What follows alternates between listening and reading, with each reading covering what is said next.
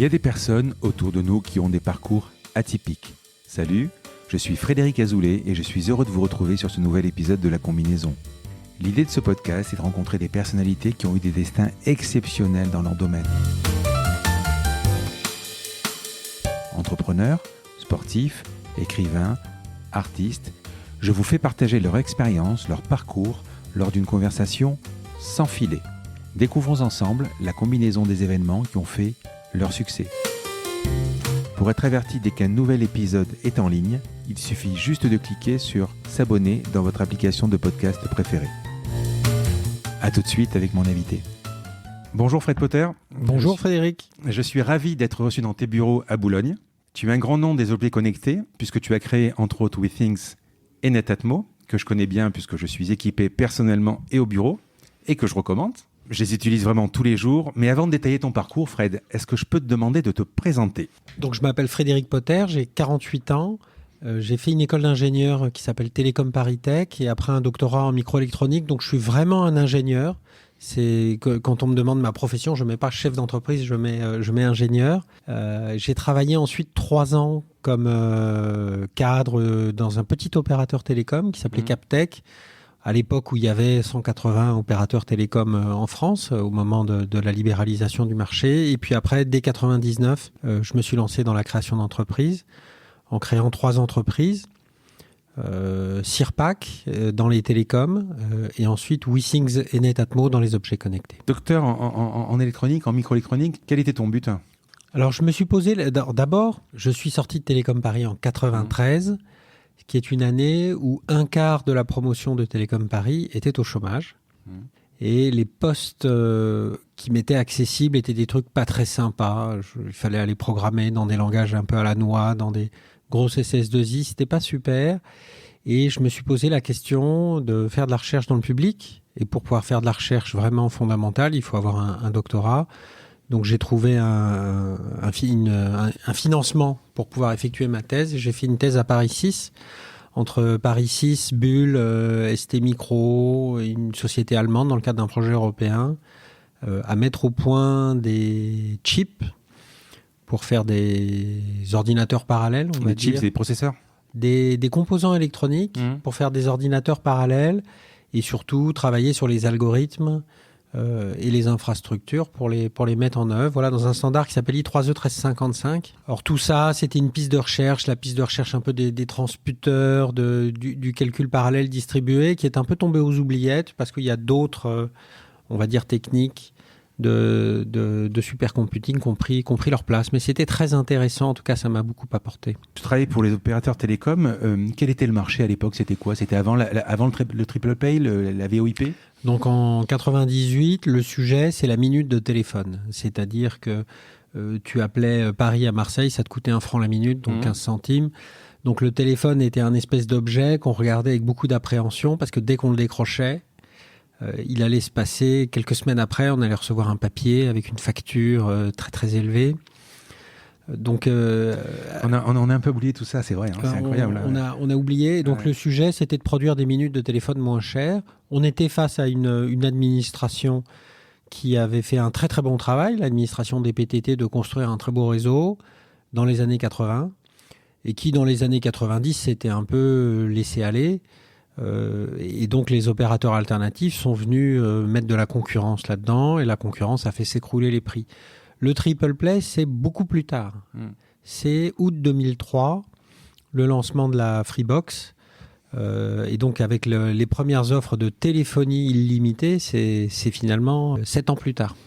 Oui, on va en reparler avec Sirpac. Pour revenir un peu sur ton enfance, ou tes parents, tu étais quoi ? Tu étais déjà, enfin, on appelle ça geek aujourd'hui, mais à l'époque, tu étais branché en informatique ? Alors oui, donc moi je suis issu d'un milieu de médecins, donc d'une famille relativement aisée. Voilà, j'ai jamais connu de difficultés matérielles quand j'étais petit, et j'ai rapidement croisé un ordinateur. Je crois que je devais avoir 14 ans, entre 13 et 14 ans, qui pilotait le respirateur artificiel que ma mère utilisait en tant qu'anesthésiste, puisque quand vous êtes anesthésiste, vous endormez les gens, vous les endormez tellement qu'ils oublient de respirer, donc vous avez un respirateur artificiel. Et c'était un Apple II qui contrôlait le respirateur artificiel. J'ai eu ça aussi, moi. Ouais. Et donc, je suis allé pendant 1 an à la Pitié-Salpêtrière le samedi programmer l'Apple II, parce qu'il y avait une disquette, donc t'enlevais la disquette avec le programme du respirateur artificiel, tu mettais ta disquette à toi, et puis ça devenait un Apple II normal. Et puis, une fois que j'ai fait ça pendant 1 an, mes parents ont jugé que j'étais suffisamment motivé, que j'avais montré ma motivation, et donc ont acheté un Apple II qui est rentré chez nous, je crois, en 85 ou 86. Voilà, et là, je me suis plongé là-dedans. Oui. Ouais, pour ceux qui nous écoutent, qui n'ont pas connu cette époque, d'abord, c'est pas un ordinateur connecté, parce qu'il n'y avait pas d'Internet. Et moi, je me souviens, il y avait une bourse d'échange, on échangeait plein de programmes, on jouait déjà à l'époque. Et puis ensuite, on programmait, quoi. Le jeu, il fallait le faire, quoi. Ah bah oui, là, il y avait rien en termes d'outils, il y avait rien. Il y avait un bouquin que tu achetais à la Fnac pour t'aider. Voilà, on était vraiment tout seul. Alors, il commençait à y avoir des BBS Minitel. J'ai connu ça aussi. Tu pouvais télécharger des programmes, tu les enregistrais sur des cassettes audio. C'est une autre époque où tu te trimballais avec des disquettes qui étaient des objets très fragiles parce que c'était des disquettes souples, 5 pouces, 1 quart. Voilà, c'est une autre époque, c'est un certain... Que tu as dû pirater en coupant pour faire un recto verso. Enfin, un recto verso, je sais pas, tu le faisais ça aussi? Voilà, ouais. C'était, alors on regarde ça avec nostalgie, c'était quand même assez ascétique. Il y avait quand même beaucoup d'efforts et peu de plaisir. Par rapport à ce que sont devenus l'utilisation grand public de l'informatique aujourd'hui, où c'est très peu d'efforts et beaucoup de plaisir dans le mauvais sens du terme, c'est-à-dire de gratification instantanée. À cette époque-là, en informatique, tout se méritait. Quand tu réussissais à faire bouger un sprite à l'écran, c'est que tu avais sué sang et eau pendant des semaines. Moi, ça m'a appris la rigueur, ça m'a appris le sens de l'effort. C'est assez paradoxal. Je suis passé de l'informatique aux études et des études à l'informatique, mais la raison pour laquelle j'ai pu faire des études, c'est parce que l'informatique m'a inculqué la rigueur et surtout ça m'a fixé un but, ce qui fait que je me suis lancé dans mes études en sachant très très bien ce que je voulais faire. Étant docteur, tu voulais être dans le public plutôt ? Alors je me suis posé la question de la recherche publique. Ensuite, je suis allé à l'université et là, je me suis assez rapidement rendu compte que c'était pas l'idée que je m'en faisais. C'était déjà à l'époque, l'université avait des difficultés de financement, il fallait se partager des demi-postes, les payes étaient pas très élevées. Et puis, assez rapidement, je me suis rendu compte que c'était des structures qui étaient assez fossilisées, dans lesquelles les gens avaient des postes et non pas des missions, que finalement le sujet de recherche était moins important que le statut ou le poste. Que c'était pas, en fait, que c'était certes la recherche, mais c'était avant tout une administration et que j'avais pas envie de bosser dans une administration. Je me suis posé la question d'aller faire de la recherche à l'étranger, où c'est très très différent, en particulier aux États-Unis, où là on recrute des chercheurs pour des missions et non pas sur des statuts. Et puis voilà, ça s'est pas fait pour des raisons personnelles et donc je suis rentré dans l'industrie. Comment tu finances tes études ? Assez vite. Donc, comme je le disais, j'avais entre guillemets pas besoin. J'avais pas besoin de financer mes études parce que mes parents me soutenaient. Mais en fait, très très vite, j'ai amélioré mes revenus en faisant un commerce de PC. Donc donc c'était l'époque où assembler un PC c'était quelque chose de compliqué. Puisqu'il y avait énormément de pièces détachées, il y avait des problèmes de compatibilité. Et donc, en fait, je faisais des PC. Donc, j'allais... Quelle année, ça, à peu près ? À partir de 91, 90, 91. Donc c'est avant Windows 95 et c'était... Donc on était sous Windows 3.1. Les premiers PC que j'ai vendus, c'était des 386 X25. Voilà. Donc j'ai acheté ça en pièces détachées dans des entrepôts tenus par des importateurs de la diaspora chinoise dans le sud de Paris, là, vers Évry. J'assemblais ça chez moi le week-end avec des copains et je revendais ça à des étudiants. Et puis, vers la fin, enfin assez rapidement, à l'université, à Télécom Paris Tech, où j'avais équipé des salles de TP entières. En Windows, en Unix, en quoi ? Alors, en Linux au début, enfin, je dirais le gros du volume, c'était sous Windows, parce que c'est ce que les gens voulaient. Mais j'étais capable de garantir que les PC marchaient sous Linux. Et ça, à l'époque, c'était difficile parce que tu n'étais pas sûr de pouvoir installer sur n'importe quel PC ton Linux parce qu'il n'y avait pas tous les drivers, en particulier des cartes graphiques. Et donc, la bonne réputation que j'avais, c'était que les PC que je faisais, ils marchaient sous Linux. Mais tu développais le driver ou non, je ne développais pas les drivers. Il fallait juste bien les choisir. Il fallait être prudent. C'était vraiment du négoce avec une petite valeur ajoutée technique. C'était une autre époque. Il n'y avait pas la rue Montgalais. C'était compliqué d'acheter un PC. Il fallait aller chez Compaq et on payait ça 4 fois le prix. Il y avait un énorme écart de prix. Voilà, c'était une activité alimentaire que j'ai maintenue. Donc mes 2 dernières années à Télécom Paris, mes 3 années de thèse. Et voilà, et qui a fait que j'ai eu une vie étudiante très confortable financièrement. Et surtout que j'ai pu faire une thèse sans faire un colossal sacrifice sur mon salaire, puisque mon indemnité de chercheur, c'était de l'ordre de 1 000 €. Et même à cette époque-là, 1 000 € c'est pas ce que gagnait un ingénieur en informatique. Et donc, mon commerce de PC, finalement, a aligné mon salaire sur le salaire que j'aurais eu en tant que jeune ingénieur. Donc, tu montes du hard, et tu fais 3 ans, tu fais des études, tu fais 3 ans chez un opérateur télécom, donc tu touches le soft, là ? Alors en fait, je développais du logiciel depuis très longtemps. Hein. J'ai beaucoup développé de logiciels et toujours développé du logiciel assez près du matériel. Quand Linux est sorti, j'ai travaillé un peu dans le noyau sur le portage des drivers PCI. J'ai toujours aimé faire du logiciel bas niveau. Écrire des drivers. Qu'est-ce que tu appelles bas niveau ? Bas niveau, c'est dans le kernel, près de la machine, on va dire près des registres. Tu es un assembleur en fait. Pas toujours en assembleur, souvent assez rapidement en C. En assembleur, sur Apple II, je codais en assembleur. Bon, c'était un peu austère. Je codais en assembleur sur ma calculatrice HP 28S, que j'ai toujours sur mon bureau d'ailleurs. C'est faux parce que j'ai toujours ma calculatrice de mes études sur mon bureau. Mais je crois que tout le monde a la calculatrice de ses études sur son bureau. Et je l'ai rachetée parce qu'elle est tombée en panne. Je l'ai rachetée sur eBay. Donc, moi aussi, j'en ai racheté une autre sur eBay pour en avoir 2. Une au bureau ici et une au bureau chez moi. Voilà. Et j'avais codé un simulateur de processeur sous Windows aussi, sous Windows 3.1, un simulateur de processeur 68000 complet avec un assembleur, un simulateur pas à pas, un débugger. Donc j'aimais bien le bas niveau. Et ensuite, les télécoms, ça reste assez bas niveau. En fait, ensuite, tout ce que j'ai programmé quand je suis arrivé dans les télécoms, ça reste quand même près du son, près du système. Que je comprenne bien, donc tu étais sur un opérateur télécom. C'était quoi ? C'était une sorte de PABX ou Alors, à l'époque ? chez l'opérateur télécom, donc le métier d'être un opérateur et le métier d'être un équipementier dans un monde normal, c'est 2 métiers différents. Mais donc, quand je suis arrivé chez cet opérateur, où je crois que je devais être le 7e salarié, donc c'était tout au début, on avait filé un contrat de maîtrise d'œuvre, maîtrise d'ouvrage à quelqu'un qui était censé nous faire la partie télécom. Et ils avaient choisi, je ne citerai pas le nom par charité, une société, c'était pas Alcatel ou Nortel à les grandes époques, c'était une société de taille moyenne. Et ils avaient fait un système, et moi j'ai été embauché finalement pour faire de l'assistance à maîtrise d'ouvrage. Et assez rapidement, je me suis rendu compte que le système était quand même pas mal pourri, que les gens qui le développaient n'étaient pas très bons, que c'était incroyablement cher et qu'on pouvait faire beaucoup mieux.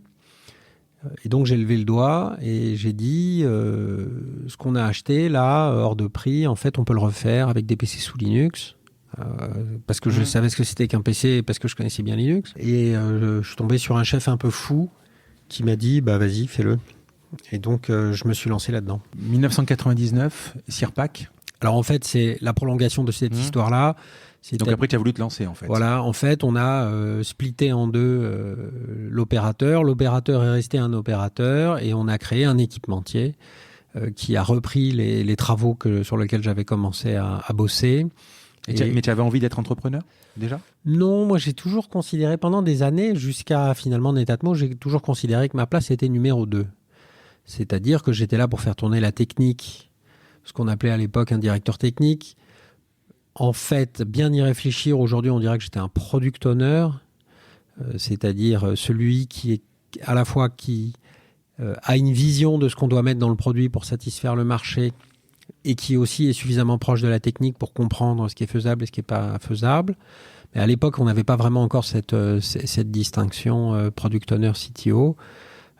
Et donc, j'avais besoin d'avoir un gars pour faire sales, marketing, finance, que c'était pas ma tasse de thé. Et donc chez Sirpac, j'avais un associé Jean-Pierre Dumollard, que j'ai recruté, entre guillemets, c'est assez marrant, avec mes investisseurs, et avec lequel on a eu une excellente relation professionnelle pendant longtemps, que je revois toujours, qui était le CEO de l'entreprise. Moi, j'étais le CTO, et on dirait aujourd'hui le product owner, et qui, lui, s'occupait des ventes, du marketing et de la finance. Donc, création de Sirpac, quel est l'objet, Donc, Sirpac, c'est de faire des centraux téléphoniques pour les opérateurs, en disant finalement, juste avant, on était un opérateur, on a conçu un central téléphonique approprié à nos besoins. Maintenant qu'on a ce produit-là, on va le vendre aux autres opérateurs. Un business donc créé en 99. Voilà, donc on sort le produit, ça marche pas mal. On avait des clients. Déjà à l'époque, on avait Free comme client, donc avant le lancement de la Freebox. Le produit marche bien. Mais c'est quoi le produit en fait? C'est un central téléphonique, donc c'est une armoire 19 pouces avec une pile de serveurs dedans et avec des cartes électroniques spéciales. Qui fait des connexions à chaque appel? Voilà, des cartes électroniques spéciales pour faire les connexions de chaque appel téléphonique. Et donc cet engin, on le vend. Assez rapidement, on arrive à faire flotter l'exploitation, c'est-à-dire à avoir suffisamment de ventes pour pas perdre d'argent. Voilà. Et puis ensuite, il y a l'explosion de la bulle Internet en 2000-2001, qui met nos clients opérateurs en très très grande difficulté. Mais tu surfes sur la déréglementation des télécoms? Alors, en fait, la déréglementation, on est arrivé un peu tard pour bien surfer la vague. Sirpac, Captec et Sirpac, on a toujours eu un an de retard. Ce qui fait qu'on n'a pas pu vendre la boîte pour des fortunes en 2000 au moment de la folie de la bulle, parce qu'on était toujours un peu en retard. Ce qui fait qu'ensuite on s'est pris l'arrêt radical, et ça les gens l'ont oublié, mais en 2001 il y a eu un arrêt brutal de l'investissement, terrible, en particulier dans les télécoms, parce que les gens avaient surinvesti et que le surinvestissement c'est une maladie. Et donc ça s'est arrêté de manière extraordinairement brutale, et donc nous, tous nos clients ont coupé leurs investissements et donc ont arrêté de nous acheter du matériel. Donc ça a été un moment très très dur. Comment tu te lances en fait? Comment tu finances tout ça? Comment tu c'est très facile. C'est cher? Non, c'est cher. À l'époque, ça c'est plus du c'est quoi, des armoires, mais il y a beaucoup c'est plus du soft. C'est 80, tout ce que je fais, c'est 80% de soft, 20% de hard. Le hard, c'est un moyen de vendre le soft en fait. D'accord. Parce que voilà, tu vends un objet, tu vends une carte, tu vends un système. Le hard, il crée la barrière. C'est un peu comme aujourd'hui, Netatmo, c'est le même chose. Toujours pareil. Alors, à l'époque, on a levé des sommes qui nous semblaient folles et qui aujourd'hui sont grotesquement ridicules par rapport à ce que les gens lèvent. On a dû lever 3 millions d'euros en 98. C'était compliqué à l'époque, non? C'était plus compliqué. Peut-être pas la veille de la bulle. La veille de la bulle, c'était peut-être plus facile, quoi. Mais 3 millions d'euros, 20 millions de francs, c'était quand même déjà une grosse somme. Bien sûr. Et on a relevé 3 millions en 2002, donc après l'explosion de la bulle, parce qu'en fait, on a quand même réussi à survivre, donc on a réussi à relever. Mais c'était... voilà, quand je vois aujourd'hui des levées de 100 millions d'euros... c'était évidemment l'écosystème n'était pas du tout le même qu'aujourd'hui. Free, un de tes clients, gros client? Free, gros client. Alors au début un petit client, 99, 2000, petit client, et puis la boîte grandit. Donc nous on grandit avec eux. Et puis ensuite on a mis au point la téléphonie sur ADSL avec eux, c'est-à-dire qu'on a fait évoluer nos systèmes pour qu'ils puissent prendre en compte la téléphonie sur ADSL. Et là en 2003 ils lancent la Freebox et nous on fournit toute l'infrastructure pour que les box aient le téléphone. Et là, on a surfé sur la vague. C'est-à-dire que, on a eu une croissance du volume exponentielle chez Free. Et deuxièmement, tous les autres opérateurs, Télé2, Club Internet, Alice, etc., parce qu'il y avait encore plein d'opérateurs qui étaient concurrents de Free, ont vu, à partir de 2004, ils ont vu les parts de marché de Free exploser, ils ont eu peur. Et ils se sont dit, il faut qu'on offre le téléphone, qui sait faire, et en gros, il y avait que nous. Et donc, on a eu une croissance exponentielle du business en 2004 et 2005. Qui était actionnaire de la boîte? Donc, il y avait la levée de fonds, Alors, la première levée de fonds, notre actionnaire américain, auprès duquel on avait levé 3 millions en 99, il nous a dit en 2001 qu'il fallait fermer la boîte. Alors, attends, excuse-moi, tu vas... Donc, tu crées Sirpac. 99. Et en fait, ta levée de fonds, elle est financée par un Américain. En fait, en 99, on spin-off l'activité qui était donc chez le petit opérateur en une société indépendante et on lève en même temps 3 millions d'euros pour financer ce spin-off auprès d'un Américain. Et en 2001, après l'explosion de la bulle, l'Américain nous dit, vous fermez cette boîte, s'il vous plaît, parce que de toute façon, vous allez mourir, parce qu'il y a un arrêt radical des investissements. Et c'est vrai qu'à ce moment-là, c'était très très dur dans l'exploitation. J'ai peur, comme j'ai la poche très profonde, qu'on vienne me chercher en complément de passif. Donc je préfère fermer proprement plutôt que d'aller au dépôt de bilan et d'être ensuite inquiété. Un complément de passif, ouais. Voilà, en complément de passif. Là, on voit d'ailleurs en filigrane la peur qu'ont les investisseurs étrangers face au droit français, qui est pour eux une source de stress. Et donc, et on lui dit, écoute, plutôt que de fermer, on va te racheter tes parts. Et donc, on lui a racheté ses parts à 1 euro. Alors ça, c'est la meilleure affaire de ma vie, je ne le cache pas. 50 centimes, mon associé Jean-Pierre Dumollard, 50 centimes moi, on lui a racheté son bloc 1 euro. Voilà, bien nous en a pris. Ensuite, on a levé en 2002 de nouveau 3 millions d'euros. Donc là, tu patientes, tu es au bord du gouffre quand même. Puisque... on a fait un plan social, on a viré les gars. On a été sauvé donc, par quelques commandes de Free qui se portaient bien. On a été sauvé par Outre-mer Télécom, qui donc a déployé dans les DOM un certain nombre de centraux. Et on avait un bon fit, on avait le bon produit, et donc on les a accompagnés. Ça nous a fait passer 2001-2002. Puis après en 2003, il y a eu le lancement de la voix sur IP avec Free. Et là, on a pris l'ascenseur direct. Et donc dès 2002, on a relevé 3 millions d'euros avec Iris Capital à l'époque. C'était partenaire historique quasiment. Iris Capital, pour leur plus grand bien, ils ont investi. Quand je les ai rappelés pour Netatmo, je leur ai dit j'ai besoin d'argent. Ils m'ont dit écoute, donne-nous ton RIB et puis envoie-nous le deck quand même pour nous expliquer ce que tu vas faire. Tu étais dans la tech déjà ? Si tu t'occupais de la partie tech, qu'est-ce que tu faisais chez Sirpac ? Chez Sirpac, je faisais... À titre perso, hein ? Tous les jours. Donc j'ai dû écrire du code, je pense, jusqu'en 2004. Où je maintenais des bouts, je faisais de l'architecture produit, j'étais vraiment directeur technique.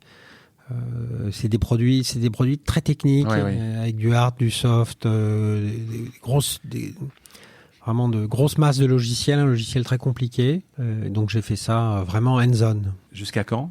Et tu revends la boîte après ? Donc on vend en 2005 à Thomson, qui donc avait un gros business de modem ADSL et qui donc souhaitait vendre avec les modems ADSL le soft switch qui finalement permettait de produire les offres de téléphonie. Donc on leur vend la société de mémoire en avril 2005 et je suis resté 2 ans et demi pour les accompagner jusqu'au 1er janvier 2008. Tu communiques le prix de vente ? Je crois que c'est sorti dans la presse, on l'a vendu 82 millions. 82 millions, tu as 34 ans ? Oui. Alors, il faut partager avec les copains quand même. Oui, bien sûr. Oui. Tu te dis quoi ? Tu te dis, c'est bien ? J'ai réussi ma vie ? Je crois que je ne dirai jamais ça, même quand je serai mort. Mais non, ce que je dis, c'est que j'avais l'objectif... Surtout racheter 50 centimes ? Oui. C'est Bercy qui a dû se frotter les mains quand même un peu aussi. J'ai une anecdote donc j'ai payé l'impôt. Ouais. À l'époque, on avait un prélèvement forfaitaire libératoire, donc c'est l'équivalent de la flat tax d'aujourd'hui. Donc j'ai payé ma flat tax. Et ensuite, j'ai eu un contrôle fiscal, évidemment, ce qui est normal, parce que les gens de l'administration lisent le journal et viennent voir ce qui se passe. Et là, ils m'ont dit, mais vous avez vraiment acheté pas cher, 50 centimes, vous avez vraiment vendu cher.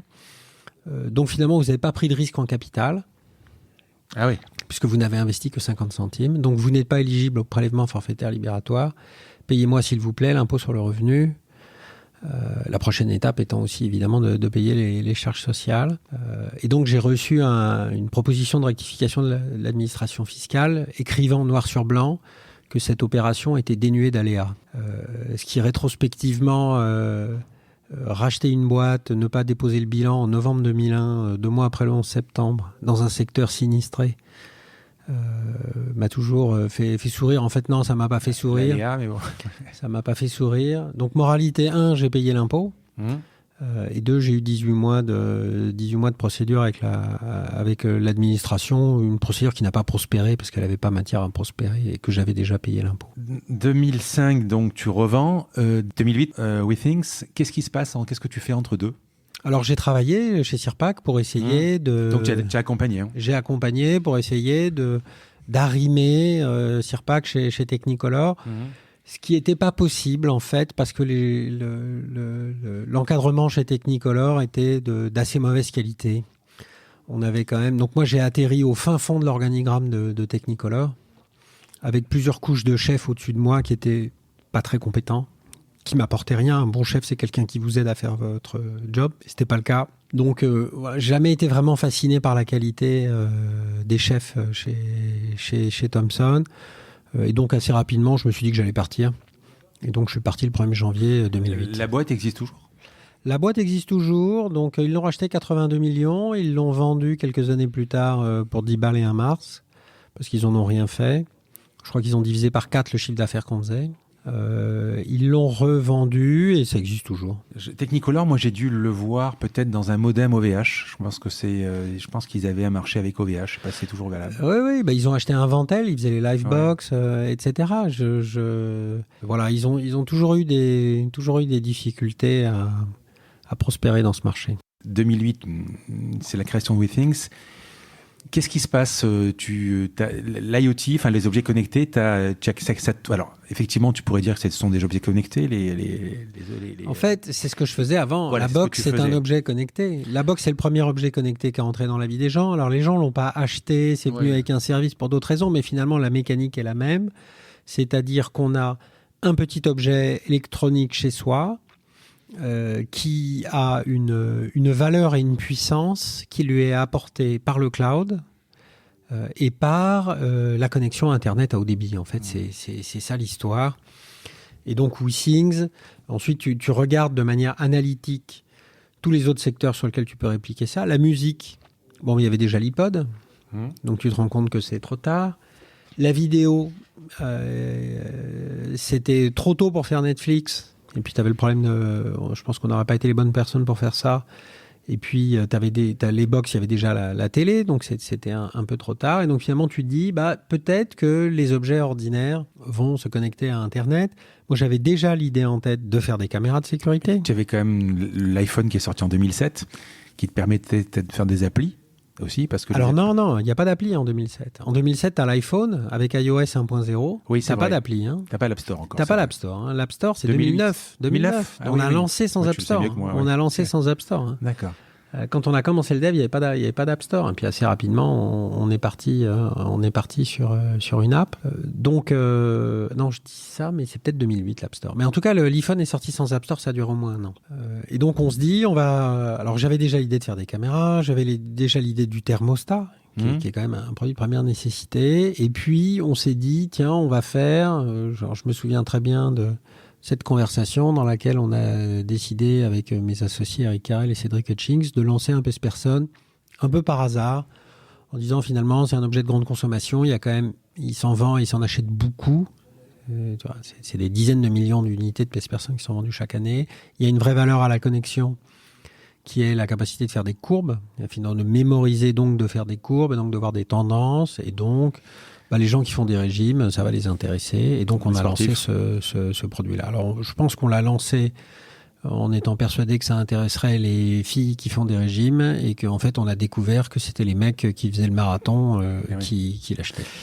Par contre, objet connecté, d'accord, mais à l'époque B2B, et donc là, tu vas toucher le B2C, c'est quand même différent. Ouais, cette conviction-là, c'est Eric Carrel qui l'a porté.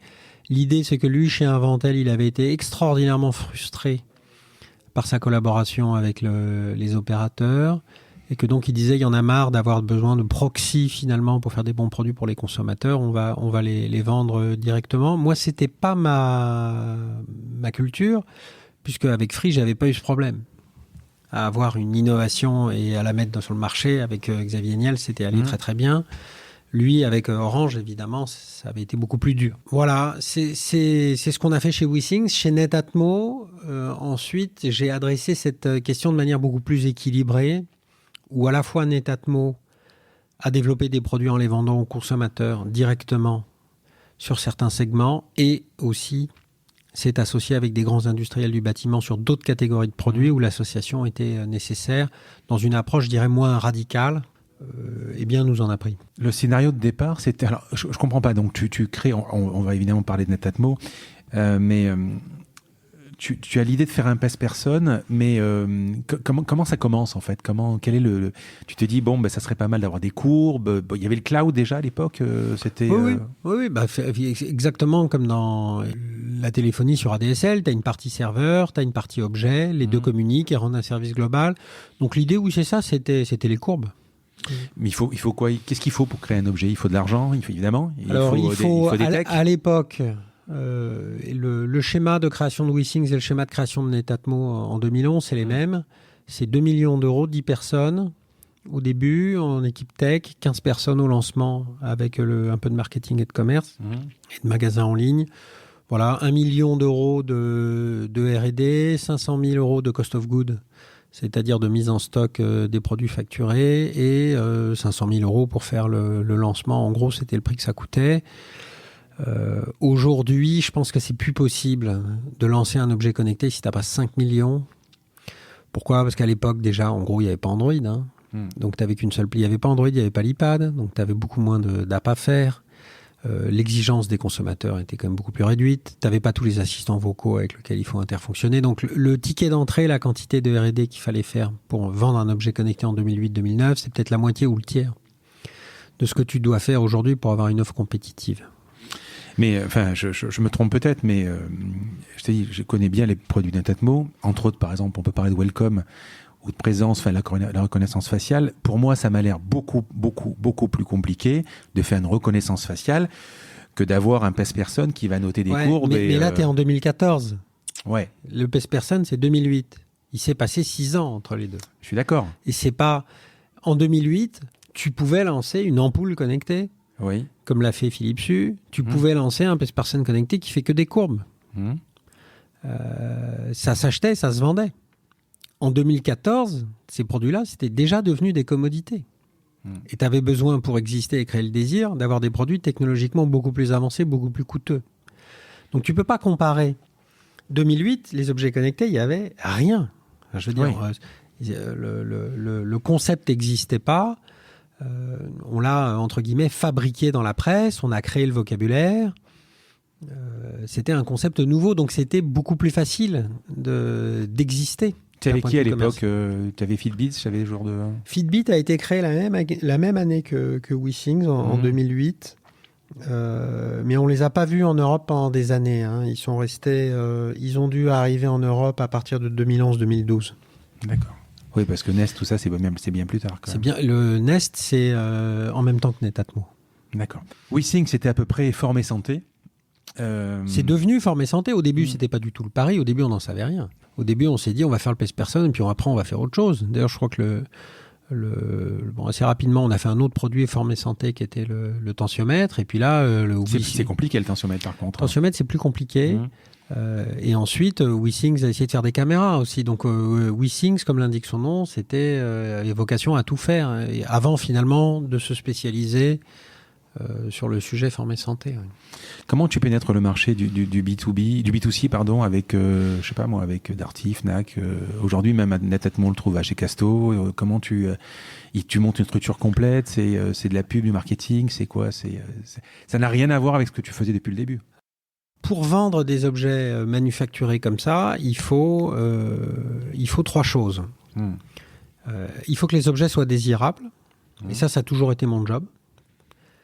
À partir du moment où ils sont désirables, le fait de le vendre va être beaucoup plus simple. C'est évidemment, si tu dois vendre la 478e tablette Android moisie et que tu es réduit, si tu veux, à mettre sur ton étiquette avec 8 cœurs au lieu de 4 cœurs et 2 Go de RAM, c'est vrai que c'est super compliqué de vendre.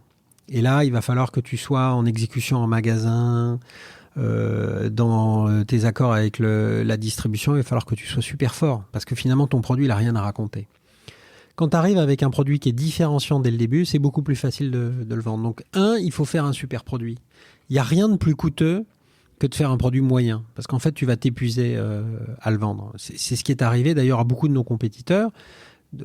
On a certains de nos compétiteurs qui ont fait des produits moyens et donc qui se sont usés à la santé à le vendre. Et puis, il y a certains de nos compétiteurs qui ont fait des produits qui servent à rien. Et là, évidemment, ils ont jamais trouvé le marché. Donc, première étape, il faut faire un super produit.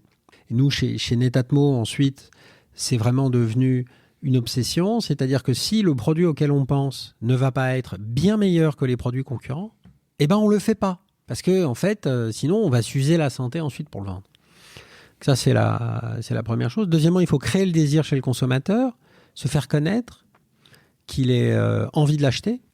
Et donc ça, il faut avoir un marketing bien léché, etc.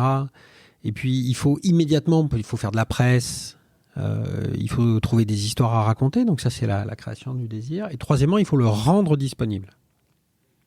Pour le rendre disponible, il faut que nos clients puissent l'acheter en ligne sur notre magasin, qu'ils puissent le trouver sur Amazon et qu'ils puissent aussi aller chez Leroy Merlin, à la Fnac ou chez Darty, voir ce produit avec un vendeur qui va leur expliquer la valeur ajoutée, les détails. Et ça a beaucoup de valeur en fait pour nous.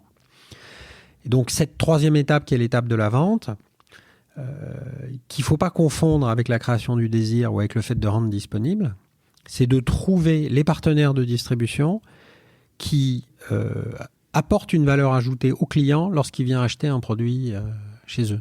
Aujourd'hui, si vous allez chez Leroy Merlin, je prends cet exemple-là, nos produits sont particulièrement bien expliqués et présentés aux consommateurs. Ça a énormément de valeur et on a une bonne relation avec Leroy Merlin pour ça. Pareil chez Darty ou dans d'autres enseignes.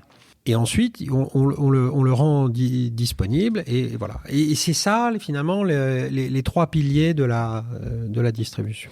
Est-ce que tu penses que Apple, avec son histoire de packaging, a remis les pendules à l'heure en disant, voilà, aujourd'hui, il faut que l'emballage soit top, il faut que le produit soit top, il faut que ça soit... voilà. Moi, j'ai le sentiment, particulièrement, alors ça fait longtemps que je n'ai pas acheté un objet connecté, je connais très bien, j'en ai acheté il n'y a pas longtemps chez Netatmo. Netatmo, l'emballage est beau, l'objet est beau, tout est bien fait. Est-ce que c'est très, très, très, très important pour toi ? En fait, c'est exactement, oui, c'est très important. Et la meilleure analogie, c'est le film au cinéma. Quand tu vas voir un film au cinéma, tu as une impression diffuse qui va être liée à la qualité du scénario, à la qualité des premiers rôles, à la qualité de l'image, à la qualité de la bande-son, à la qualité des personnages secondaires, à toutes sortes d'astuces de scénarisation qui font que non seulement l'histoire était pertinente, mais sa mise en scène ou on va dire son script est de qualité. Et tu sors de cette expérience finalement multicritère en disant c'était un bon film ou c'était un mauvais film. Mais pour que tu sortes en disant c'était un mauvais film, il suffit que tu aies un des 10 paramètres nécessaires qui soit raté. Si la musique t'a cassé la tête, si ton fauteuil au cinéma n'était pas confortable et que tu sors que t'as mal au dos, si à un moment on voit le perchiste ou s'il y a une invraisemblance de scénario, moi le Chant du Loup, tout le monde a fait AEIOU. Alors moi je connais bien Brest, j'ai comme voisin la base des sous-marins. Moi je suis sorti du film au bout de 4 minutes parce que c'est bourré d'invraisemblances. Et donc, voilà. Et après, le film, je suis plus dedans. Je connais pas un quai où il y a un SNA et un SNLE qui sont regroupés. Donc, voilà. Donc, tu sors du scénario. Tu sais pas si c'était à Brest ou Toulon. Donc, voilà. T'es perdu. Et en fait, un objet connecté, c'est exactement la même chose. C'est-à-dire que il y a quelque chose qui t'a créé le désir. T'as vu une pub, on t'a expliqué un concept, t'as vu une image. Ensuite, tu vois un objet, il est beau. Il faut que ton expérience d'achat soit simple. Tu vas avoir un vendeur compétent dans une enseigne. Tu le commandes sur Internet, tu le reçois rapidement. Tu ouvres ta boîte, c'est nickel. Là, tu as le stress de l'installation, qui est quand même un choc pour les gens, parce qu'ils ont une appréhension, ils ont peur. Qui est réel, parce que moi, j'ai beaucoup acheté d'objets connectés. Et quand tu dois faire un Wi-Fi ad hoc pour aller chercher le Wi-Fi, ça marche pas. Et quand tu as 70 ans que tu connais pas grand-chose, c'est très compliqué. Netatmo, j'en ai encore fait l'expérience, c'est pas du tout comme ça. Alors, c'est hyper facile. 30% de l'effort de R&D, c'est l'install. Ah oui. Donc, c'est là où tu vois qu'en fait... Et puis, tu parlais, excuse-moi, je te coupe, tu parlais des 10 paramètres, mais il y a un paramètre supplémentaire, malheureusement, ce sont les avis. Et si tu as, même si le produit est extraordinaire et que tu as sur Amazon 10 avis qui disent compliqué à installer, c'est mort, quoi. Voilà. Et donc... Comment tu fais pour que c'était... Et donc, une fois que tu as compris ça, en fait, tu es obligé de tout bien faire. Si ton objet, il est moche, t'en vends pas un. Si ton objet, il est compliqué à installer, t'en vends pas un. Si ton objet il est pas stable, t'en vends pas un. Si ton appel crash, t'en vends pas un, etc., etc., etc. Et donc, tu es obligé d'avoir tous tes corps de métier qui sont au même niveau. Et c'est ça qui rend ce métier extraordinairement ingrat et difficile. Tu vas m'expliquer dans 2 minutes comment on crée un produit, parce que ça m'intéresse vraiment. Juste une chose, donc tu quittes WeThings pour quelle raison ? Parce que je me suis embrouillé avec Eric Carrel, D'accord. mon associé. Il était probablement mieux que je fasse à peu près la même chose ailleurs. Et donc c'est pour ça que j'ai créé Netatmo en 2011. Donc tu cèdes tes parts Je ne les ai pas cédés tout de suite, je les ai conservés un peu, et puis voilà, un tiers est venu fixer un prix, et je les ai cédés. D'accord. Ça te fait quelque chose toujours ? Tu regardes, tu as complètement zappé ? Alors pendant longtemps... Je parle de WeThings. Ouais, je comprends bien. Pendant longtemps, WeThings a été un compétiteur de Netatmo sur les caméras. Donc là, je regardais parce que c'était mon métier que de regarder. On a très très bien travaillé sur les caméras, donc assez rapidement WeThings n'a plus été un compétiteur, et à ce moment-là du coup j'ai beaucoup moins regardé. Ensuite voilà, je regarde toujours un peu le secteur forme et santé. Je trouvais que la stratégie de WeThings a été pas très claire pendant très très longtemps. Aujourd'hui ça a l'air beaucoup plus clair, avec un positionnement... En plus, il a fait un aller-retour. Il a fait Nokia, Nokia l'a rappelé. Ouais, avec un positionnement forme et santé, plus santé que forme, voilà, qui me semble en tout cas compréhensible, ce qui n'a pas toujours été le cas. Donc, Netatmo 2011. Oui. Plutôt donc maison connectée. Alors, tu enclenches direct après... donc, tu partes à l'idée de créer Netatmo ? En fait, ça faisait des années... Tu n'avais pas de clause de non-concurrence, enfin, d'équivalent de clause non-concurrence, de non-rétablissement ? L'esclavage a été aboli. Bon. Okay. C'est une bonne chose. Ouais. Ou compensé ? Oui, non, l'esclavage a été aboli, donc on est en général. Et j'avais toujours eu l'idée de faire un thermostat, puisque c'était déjà une idée que j'avais en 2008, quand on a créé WeThings. J'avais toujours eu l'envie de faire une caméra à reconnaissance faciale. Alors, on n'avait pas la technologie à l'époque pour le faire, mais j'avais toujours eu envie de faire ça. Et donc, je me suis dit, c'est le moment de réaliser ces envies. Et donc, je me suis lancé dans la thématique de la maison connectée avec un premier produit tactique qui était la station météo, qui faisait partie de ces catégories de produits qui avaient besoin d'être visités, comme le Pesperson en 2008 ou le thermostat en 2014. Alors ça aussi je connais bien, ça m'a toujours passionné. Moi j'ai débuté avec Oregon Scientific, mais c'était pas vraiment connecté. Alors je sais pas si c'est connecté aujourd'hui, parce que moi c'est Netatmo, mais... Ils ont un peu raté. C'était pas mal comme produit. Alors Oregon Scientific, c'est une boîte très marrante. Ou la Cross Technology, ouais. Oregon Scientific, comme son nom ne l'indique pas, c'est une boîte de Hong Kong, qui est une filiale d'un fabricant d'écrans à cristaux liquides. D'accord. C'est-à-dire que l'ADN de cette boîte, c'est de faire des écrans à cristaux liquides.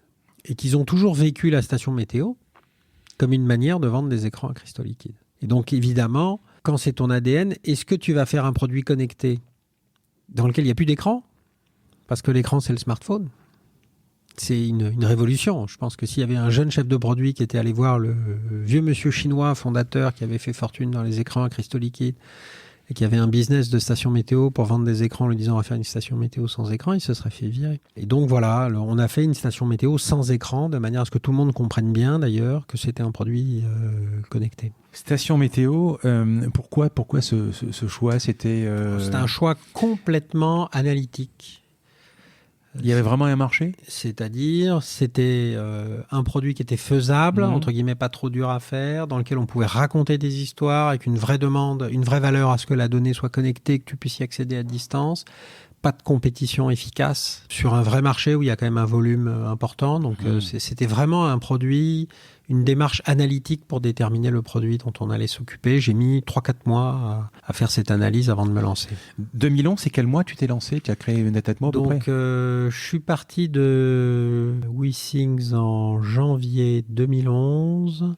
J'ai déposé les statuts de Netatmo en, je pense, avril ou mai. Ah oui, tout de suite, ouais. 2011. Les premiers salariés ont dû arriver en juin. Donc c'est, comme tu dis, 2 millions et 2 millions d'IMEC, et c'est parti. Donc, qu'on comprenne bien, la station météo, c'est, alors, telle qu'elle est aujourd'hui, au minimum qu'on peut acheter, c'est un smartphone pour l'application, un module extérieur, un module intérieur. Après, on peut rajouter des modules pluviomètre, anémomètre et tout ça. Comment ça commence? Comment tu crées un objet connecté? Alors, est-ce que tu crées un gros truc que tu vas diminuer en taille, Alors non, surtout pas. Tu le fais direct à l'objectif. C'est-à-dire, dès le début, donc c'est vraiment de la conception sous contrainte. C'est-à-dire, tu dis, il faut que ça soit pas cher, il faut que ça soit robuste, il faut que ce soit solide. Donc la manière dont tu fais sur des objets plus compliqués, comme par exemple, on va prendre la caméra à reconnaissance faciale, c'est d'abord, tu fais sauter les verrous scientifiques. Donc tu mets une équipe auquel tu fais sauter les verrous scientifiques, c'est-à-dire qui dit c'est faisable, c'est pas faisable. À partir du moment où les verrous scientifiques ont sauté, c'est de l'exécution technologique. Et donc là, ce qu'il faut, c'est savoir exactement où tu veux aller, exactement ce qu'il y a dans le produit, découper toutes les tâches en rondelles, donner des rondelles à chacun des gars et exécuter le boulot. Mais alors peu importe la caméra ou la station, par exemple, la caméra, tu pourrais faire ton système de reconnaissance faciale sur n'importe quelle caméra? Non. Je parle du module. Non, non. Parce que... C'est pas que logiciel. C'est le compromis pour la reco faciale, c'est un compromis puissance de calcul, mémoire, qualité d'image, distance de détection, fiabilité des algorithmes. C'est un compromis extrêmement compliqué. D'ailleurs, avec des contraintes de partout, des contraintes de prix, des contraintes de dissipation thermique. Et donc, tu es obligé de travailler sous contrainte. C'est-à-dire, si tu mets une équipe auquel tu fais développer une reconnaissance faciale et que tu mets une autre équipe à développer une caméra et que tu essaies de recoller les bouts à la fin, ça ne marchera pas, c'est sûr. Marchera pas. C'est ce qui se passe dans les caméras chinoises, souvent. Alors, ça dépend. Il faut sur les caméras, il faut couper la Chine en caméra de sécurité publique, donc à usage dans les rues. Ils ont des acteurs très très sérieux. Oui, ça, ils travaillent très très bien. Dans le résidentiel, voilà, enfin, il y a tellement peu de criminalité de toute façon en Chine, il y a tellement de caméras dans la rue que pourquoi avoir une caméra chez soi? Évidemment, chez nous, c'est un peu l'inverse.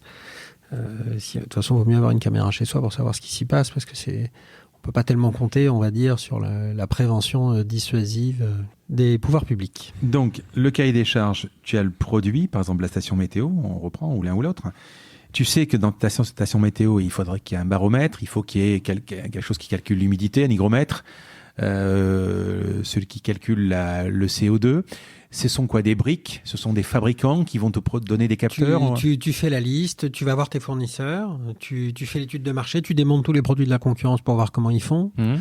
Tu te fais ton avis, tu les caractérises, ceux qui sont bons, ceux qui sont pas bons. Ensuite, tu vas voir tous tes fournisseurs. Tu leur expliques que tu es quelqu'un de sérieux, parce que sinon, ils vont pas faire d'efforts. Tu essaies de trouver des deals. Et puis ensuite, tu assembles les morceaux, tu essaies de synchroniser tout ce balai avec beaucoup de monde. Voilà, c'est vraiment, je dirais que la qualité qu'on a eue à cette époque et que j'ai amenée, c'est la capacité à découper un problème compliqué en rondelles de complexité plus faible et à synchroniser le balai de résolution de ces problèmes. Ton produit, ton prototype est sorti, ensuite tu l'attaques ou tu l'interroges avec... Il n'y a même pas de prototype. Qui décide qu'il va être rond? C'est toi? Alors ça, c'est un autre sujet. D'accord. Explique-moi tout. Encore un sujet analytique, c'est le design. Donc le design, tu commences dès le début parce que c'est souvent ce qui prend le plus de temps. Tu vas, je crois que sur la station météo, on a fait un concours dans lequel on a fait plancher 3 cabinets de design en leur disant comment tu ferais une station météo avec un port USB, avec c'est-à-dire il faut arriver avec un cahier des charges qui soit extraordinairement précis parce que sinon les mecs font n'importe quoi. Donc il faut être avec un brief, on va dire, extrêmement précis. Et on a fait bosser 3 agences et on a eu un certain nombre de propositions. On en a choisi une qui est la station météo que tout le monde connaît aujourd'hui. Parce que alors, j'ai pas démonté par exemple la caméra, mais j'ai démonté il y a pas très longtemps. J'ai changé les piles de la station du module extérieur de la station météo. Il y a quand même de la place dedans. Il y a quand même tout le haut, il y a de la place. T'as pas une contrainte, je sais pas moi, par exemple un iPhone, effectivement s'ils changent le port Lightning pour un USB, ou ils enlèvent le jack, c'est pour gagner de la place, pour l'épaisseur, du poids. Il est accroché au mur, il est à l'extérieur. Si tu as un objet qui est trop petit à l'extérieur, tu le vois plus, il devient dérisoire. Il devient dérisoire. Donc, effectivement, c'est pas toujours le plus petit possible qui est le mieux. Les applications, une fois que ton objet... Alors tout ça, c'est en parallèle. Hein. Oui, je comprends. Oui, je comprends. Ben, oui, forcément. Donc, tu lances ton cabinet de design qui te fait un dessin, tu as ton cabinet méca, ton bureau d'études méca, qui bosse en même temps industrialisé. Et tu leur dis, j'ai tant de place pour le mettre dans tel truc à peu près. Tout ça, c'est une boucle. C'est une boucle qui va de l'usine au designer, au bureau d'études méca. Parce qu'il y a l'usine. C'est-à-dire que dès le début, tu fabriques un truc qui sera industrialisable. Moi, je me souviens très bien, à plusieurs reprises dans la vie de la société, on a eu des cabinets de design qui nous ont montré des produits en disant, regardez, ce design, il est génial, dans lequel c'est des pièces où tu ne sais pas comment faire les moules, où il n'y a pas les trappes à piles, où tu comprends pas, où ça va glisser de la table et ça va tomber par terre, où tu n'as pas le port USB pour le recharger. Alors c'est facile de faire un truc beau quand il a ni pied, ni port USB, ni trappe à piles, ni joint creux, ni plan de démoulage, ni marque d'éjecteur, rien. Parce que... et donc c'est pour ça que tu es obligé d'être obsédé par la manière dont tu vas le fabriquer dès le design. Et dès que tu vois le designer qui te ramène un truc qui n'est pas fabricable, il faut qu'il y ait le patron du bureau d'études qui dise « Non, ça, je ne sais pas fabriquer, ça, je ne sais pas démouler. » C'est comme ça, donc c'est finalement cette coordination. Je reprends mon exemple du film, hein, le gars qui fait la musique, le gars qui fait l'image, et les acteurs, souvent, ils se parlent, ils échangent, ils essayent de comprendre pour créer une expérience unique. Et c'est ce qu'on fait. Tu as des produits que tu n'as pas sortis ou qui étaient... Il y a des produits qu'on n'a pas sortis, ouais, parce qu'ils n'avaient pas le niveau. Ça, c'est... Tu le vois quand tu as ton bon design, quand tu as ta bonne électronique, que tu commences à avoir les apps. Il y a un moment dans le projet où tu commences à entreapercevoir l'expérience finale que va avoir le consommateur. Et c'est là où tu dois décider ce que tu vas en faire. Soit tu dis, en fait, l'expérience consommateur, elle est chiante, et dans ces cas-là, il ne faut pas le lancer. Soit tu dis, l'expérience consommateur, elle est géniale, et dans ces cas-là, ça t'aide à fixer le prix. C'est-à-dire qu'au début, on démarre un projet avec une idée du prix de vente, qui dépend du marché, et puis ensuite, on affine en fonction de la qualité de l'expérience. Et c'est vrai qu'à plusieurs reprises, on a fait des produits où on a été tellement agréablement surpris par la qualité de l'expérience qu'on s'est dit, en fait, on peut les vendre 20 € plus cher que la concurrence. Parce qu'ils sont vraiment mieux. Les contraintes, tu prends le cas par exemple d'Arlo, qui est qui font de bons produits, que je connais bien aussi. Ils font par exemple des caméras qui sont ou 4K ou à pile par exemple. Le fait de faire une caméra, par exemple Wellcome, qui aurait été sans pile, ça va nuire à un moment à l'expérience client. C'est-à-dire que tu n'as pas résolu le problème de consommation par rapport à la... Ça, on a passé 3 ans, on va dire, à tourner autour de ces questions. Tu aurais pu faire un truc solaire, par exemple. Enfin, moi, je dis ça parce que c'était le bordel quand même d'installer chez moi, à l'extérieur de mon bureau, une présence. Je n'avais pas d'arrivée électrique, c'était une contrainte. Voilà. On s'est posé ces questions-là pendant 3 ans. Rétrospectivement, quand tu regardes les chiffres de vente, on avait raison, hein. D'accord. C'est-à-dire qu'une caméra d'extérieur, il faut qu'elle soit alimentée, il ne faut pas qu'elle soit sur pile. Le problème, c'est qu'une caméra sur pile, aujourd'hui, avec les technologies actuelles, on ne sait pas faire quelque chose qui va bien marcher plus de 3 ou 6 mois.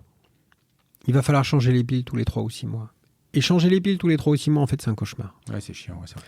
Si c'est une résidence secondaire, les piles, elles vont tomber en panne juste au moment où tu n'es pas là et donc tu avais besoin de voir ce qui s'y passe. C'est pénible. Tu as le problème du vol. C'est-à-dire que si le truc il est sans pile et qu'il est juste posé là, le voleur là, il part avec. Une caméra Arlo qui est fixée avec un aimant, c'est bien parce que comme ça, tu n'as même pas besoin d'un tournevis pour partir avec. Donc on a dit, OK, on va embêter l'utilisateur. On va mettre une alimentation électrique. C'est pour ça d'ailleurs qu'on a mis un spot dans la caméra. C'est parce que comme ça, on lui a dit, tu remplaces un éclairage extérieur déjà en place, déjà alimenté, ta vie sera plus simple. Et tu récupères dans cette caméra d'extérieur la fonction spot. C'est pour ça que son code de design, c'est celui d'un spot. C'est-à-dire noir, rectangulaire, avec une grande vitre. Donc si tu veux, en fait, ce produit, il a été conçu autour de cette idée. Je ne sais pas le faire bien sans pile, donc je vais le faire avec du courant. Si je le fais avec du courant, où est-ce qu'il y a du courant dehors ? Dans les spots. Donc je fais un spot avec la fonction spot. Gna, gna, gna, gna, gna, gna. Et en général, en plus, les endroits que tu veux éclairer, les endroits que tu veux filmer, c'est les mêmes. Donc c'est tout ce travail analytique qui amène au design, aux fonctionnalités et à l'ensemble de l'expérience client. Et quand tu crées par exemple une présence, donc c'est la caméra extérieure avec spot, tu te poses la question, tu te dis ça viendra dans une version 2 ou version 3, si par exemple elle aura une sirène intérieure, si elle aura un micro pour parler ou par exemple quand tu sors ta sirène, forcément tu la cantonnes, on dit voilà, elle va fonctionner qu'avec welcome et pas avec présence ou ce sont des questions que tu te poses, Bien sûr, on a en général des roadmaps. Il faut se méfier des... Il faut pas te randonner d'abord ? Non, mais alors d'abord, on a un engagement très important, c'est pas d'obsolescence programmée. C'est-à-dire que nous, ce qu'on fait, c'est des biens d'équipement que les gens boulonnent dans leur mur. Donc on va pas leur expliquer tous les 18 mois qu'attention, il y a la version 2 qui est sortie, il faut changer. Parce que si on fait ça, on a un de nos compétiteurs qui a fait ça, et quand tu regardes les chiffres de vente, qui a fait ça sur le thermostat, à sortir une V2 puis une V3, et en fait, le jour où leurs ventes ont décroché par rapport aux nôtres, c'est le jour où ils ont sorti la V2. Parce qu'en fait, ils ont expliqué à tous leurs clients que tu avais la V1, et donc c'était les premiers clients qui avaient la V1, ils étaient frustrés parce qu'ils n'avaient pas la dernière version. Les gens qui se posaient la question de quoi acheter, ils se disent s'il y a eu une V2, il faut peut-être attendre la V3. Enfin bref, t'en sais rien. Et nous, ce qu'on a fait, c'est avoir une station météo, une caméra d'extérieur, une caméra d'intérieur, un thermostat qui ont évolué. Parce que la station météo, ça fait 8 ans qu'on la vend. Donc évidemment, elle a évolué, mais en disant, si tu as acheté notre produit il y a 8 ans, ça marche toujours, tu as toujours toutes les dernières fonctionnalités que le hardware peut te donner, mais il n'y a pas un moment où on arrête de corriger les bugs du logiciel. Pourquoi ? Parce que nos clients, en fait, ils équipent leur maison. Et donc, quand ils rentrent chez Leroy Merlin pour acheter un thermostat, ils ont soit le thermostat Bilam qui va durer 50 ans, soit le produit connecté. Et si on ne prend pas l'engagement de le maintenir le plus longtemps possible, ils vont acheter un produit non connecté. Et donc, on fait des produits durables, qui sont faits pour durer au maximum. Ouais, c'est pratique, hein. Le connecté, c'est pratique. Moi, j'ai un arrosoir automatique connecté, c'est rigolo, quoi. Il m'envoie un message pour me dire j'ai balancé tant de litres. C'est souvent gadget, hein, mais... nous, c'est pas gadget. Vous, c'est pas gadget. Nous, c'est pas gadget. C'est pas gadget. 2, c'est pas parce qu'il est connecté qu'il va être moins durable. Ouais. C'est ce qu'on essaye de faire. Netatmo, donc tu mets 2 millions d'euros et ensuite tu fais des levées de fonds ? Donc là, on a fait une première levée de fonds en 2014. On a levé 4,5 millions auprès de Iris Capital et la BPI. Les fameux.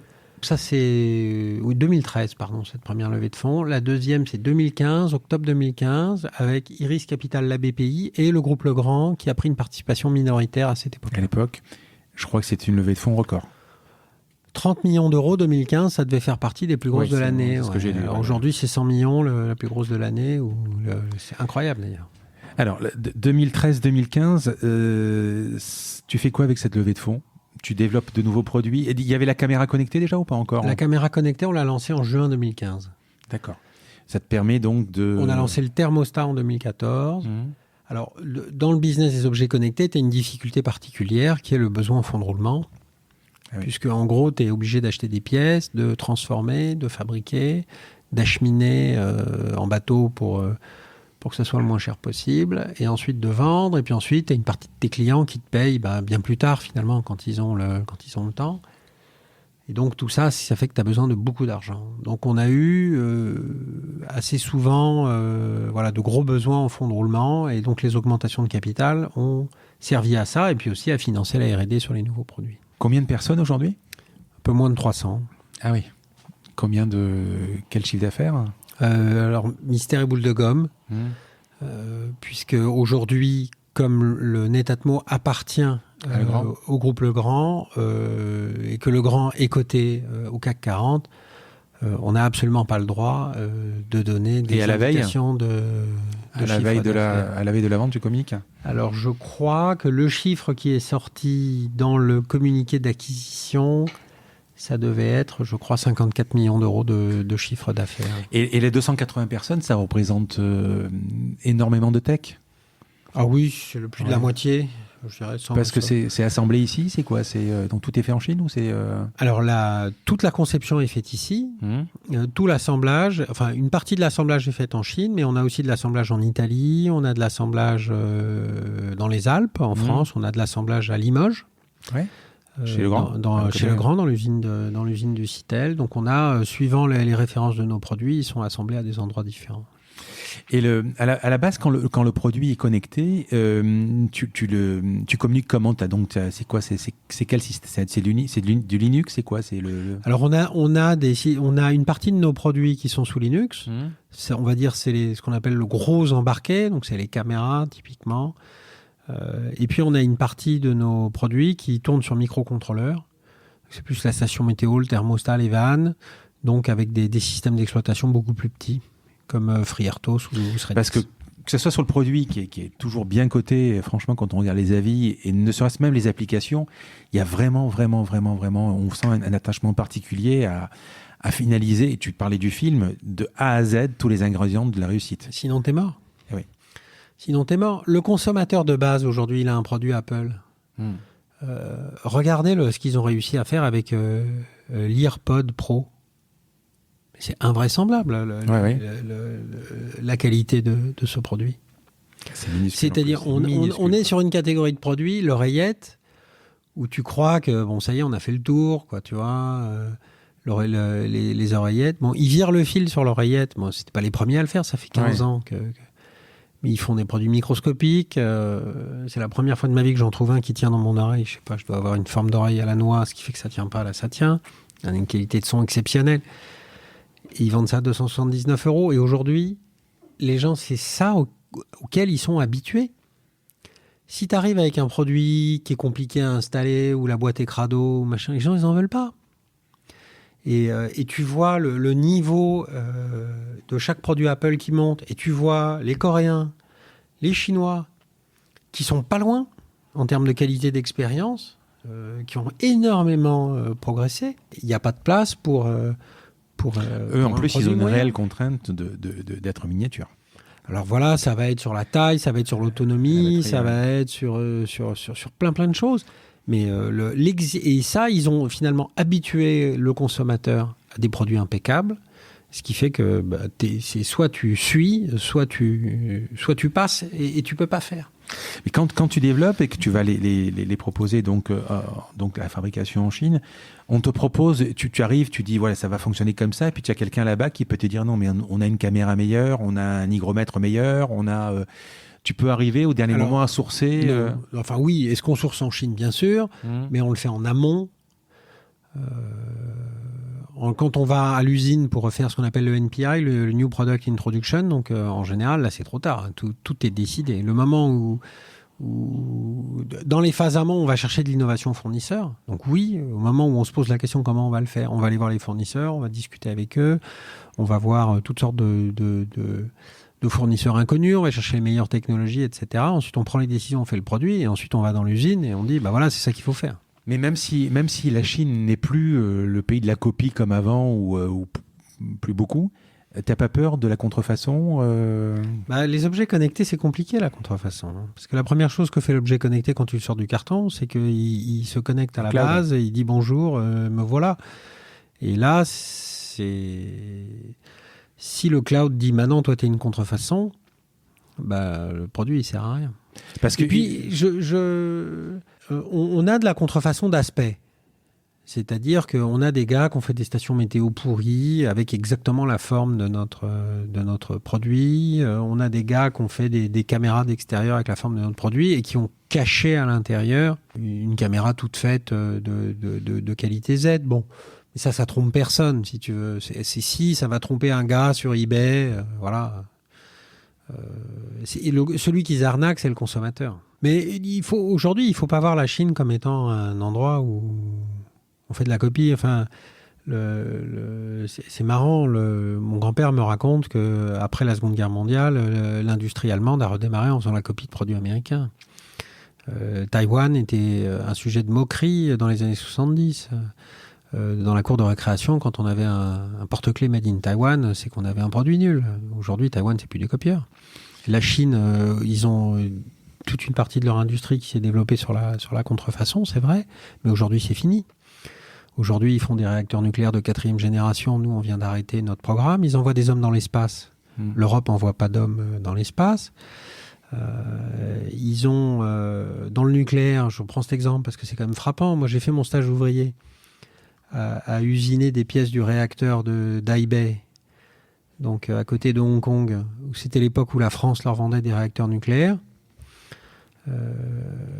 dans une société qui a fermé, qui s'appelait Star Industries, qui a fait faillite. Et moi, je pense que mes enfants seront chauffés avec des centrales nucléaires chinoises qu'on aura achetées et importées en France. Donc, il ne faut pas voir la Chine comme un pays de copieurs. C'est une puissance industrielle et technologique qui est très forte sur certains sujets, qui est moins forte sur d'autres. On ne va pas en Chine pour le prix, on va en Chine pour la qualité des fournisseurs qu'on y trouve. Par exemple, une boîte comme MyAtmo, la petite application qui se connecte sur la station météo, si tu donnes une licence? Alors non, l'usage de nos API est gratuit. D'accord. Donc on encourage tous les développeurs tiers à développer des API qui mettent en valeur nos produits. Le gars de MyAtmo, on le connaît. De temps en temps, on est en contact avec lui. Il a fait un très très bon travail. Et on est très heureux d'avoir une communauté de développeurs qui peut vivre sa vie. J'ai vu aussi, moi j'ai WeatherPro, je crois, qui est très bien aussi, qui est connecté à Netatmo. Voilà, on a plusieurs partenaires. Je dirais que la manière dont ça fonctionne, c'est qu'au début, il y a des garde-fous pour qu'il n'y ait pas d'abus à l'API. Donc n'importe qui peut développer n'importe quoi à l'API. À partir du moment où il y a un énorme usage, il faut nous demander finalement pour qu'on enlève les restrictions de volume. Et on l'a fait avec grand plaisir pour ces gens-là qui travaillent de manière tout à fait raisonnable et sensée. Et on est très très content de la manière dont ils mettent en valeur nos produits. Dans la gamme des produits, caméra, station météo, c'est une chose. Par contre, thermostat, c'est déjà plus compliqué. C'est une certaine responsabilité quand même. Et là, tu vas toucher au chauffage, tu vas toucher déjà à l'économie, à la sécurité aussi. Oui. Donc là, c'est des catégories de produits sur lesquelles la confiance dans la marque est vachement importante. Ouais. Parce qu'il faut que tu sois sûr que ça marche. C'est pour ça qu'on n'a pas lancé le thermostat. Moi, je reviens à l'histoire de WeThings. Moi, je voulais faire un thermostat en 2008. Trop tôt. Finalement, on le lance en 2014. Voilà, c'est un excellent produit. On a vraiment particulièrement bien réussi. On a travaillé avec Philippe Starck sur le design. On a réussi à faire un produit iconique. Donc là encore, on a mis un écran Ink, donc qui était quand même assez original à l'époque. Vraiment un produit particulièrement bien travaillé. On avait déjà dès le début prévu qu'on mettrait des vannes thermostatiques de radiateurs dessus, quand bien même on ne les a lancées qu'en 2017, donc 3 ans plus tard. Donc là encore, planification à long terme. Excellente exécution. On se retrouve face à Nest, combat sur les marchés européens. Racheté par Google. Racheté par Google. Donc voilà, vraiment un super produit iconique qui continue à se vendre de mieux en mieux chaque année d'ailleurs. Même, je crois, nommé ou primé au CES, il me semble. Alors, je crois que depuis que la société existe, on a eu des prix chaque année au CES. Et je crois que tous nos produits ont été primés. Comme ça. C'est bien. Alexa, HomeKit, c'est devenu un passage obligatoire? Alors, comme je le disais, effectivement, aujourd'hui, pour vendre un produit, il faut que tu aies l'application iOS, l'application Android, que tu aies une version iPad, que tu aies HomeKit pour l'écosystème Apple et HomePod, et que tu aies l'interconnexion avec Amazon Alexa et Google Home. Sinon, tu n'en vends pas. Et donc, c'est ce qu'on fait sur tous nos produits, progressivement. Alors, c'est déjà déployé, il y a peut-être encore dans la matrice. Tu peux dire de ton bureau, mets-moi la température à 25 degrés quand je rentre à la maison ce soir, quoi. Je dirais que l'usage de la voix, c'est un usage local, c'est rarement un usage à distance. Je vais vous donner un chiffre marrant. On a 3 fois plus de gens qui disent éteins la lumière que de gens qui disent allume la lumière. Prends l'exemple de l'éclairage. Oui. Tu as raison. Parce qu'en fait, en général, quand tu arrives, tu es debout, donc tu es près de la porte, donc tu allumes la lumière en appuyant sur l'interrupteur. Je parle de nos produits d'éclairage. Par contre, en général, pour éteindre la lumière, c'est que tu n'as pas envie de te lever, c'est que tu es vautré, soit dans ton lit, soit dans le canapé. Donc on voit bien à travers cet exemple trivial que le vocal a une catégorie d'usage qui n'a pas vocation à tout remplacer. Le vocal ne remplace pas le smartphone, le vocal ne remplace pas l'interface physique du produit, il les complète. Au niveau de tes collaborateurs, j'ai vu que tu avais été élu Happy at Work. Oui. C'est important ?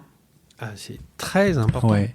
Donc BSPCE, comment on recrute des ingénieurs géniaux pour pouvoir t'aider dans ce développement? D'abord, tu leur parles le même langage, puisque c'est quand même ton métier de base.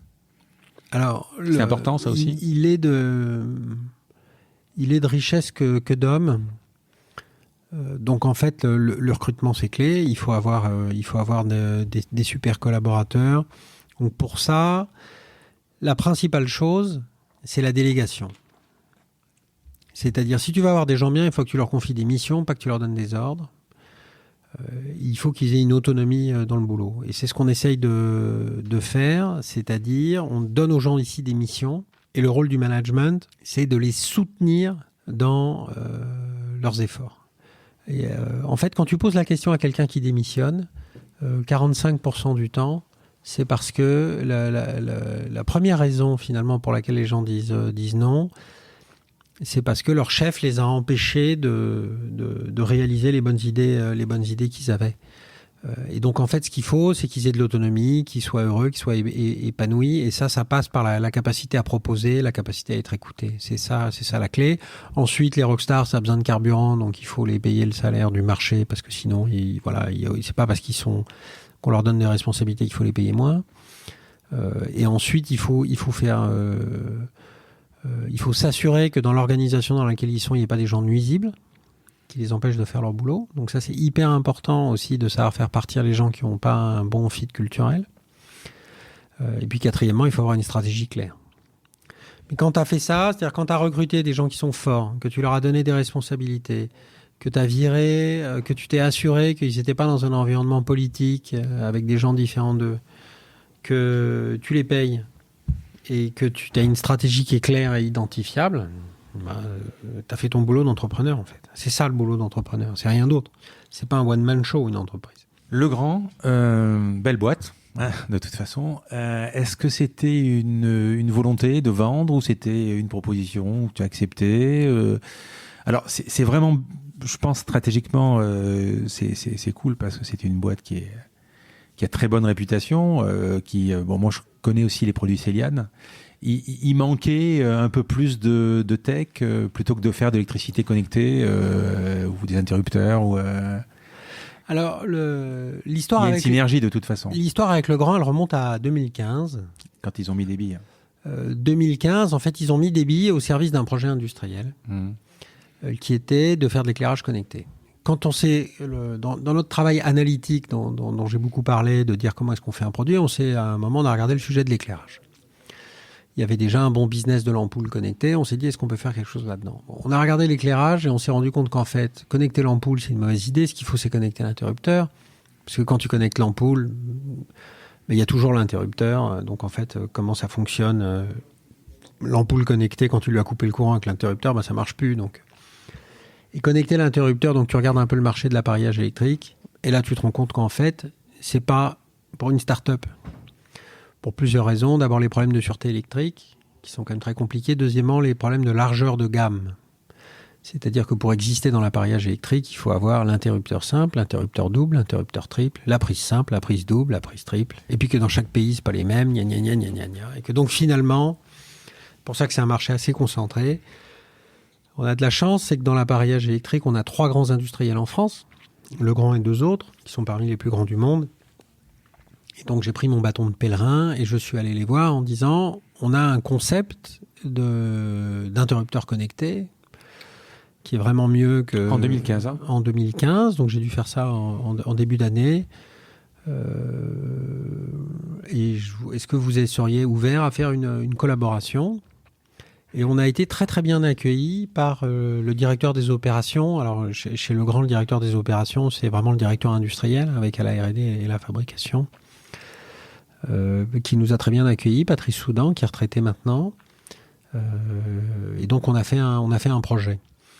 Dans ce projet, donc on a créé une équipe commune où Netatmo amenait la simplicité d'installation, la qualité des applications, la qualité de l'expérience client et tout ce dont on a longuement parlé. Et les gens de Legrand amenaient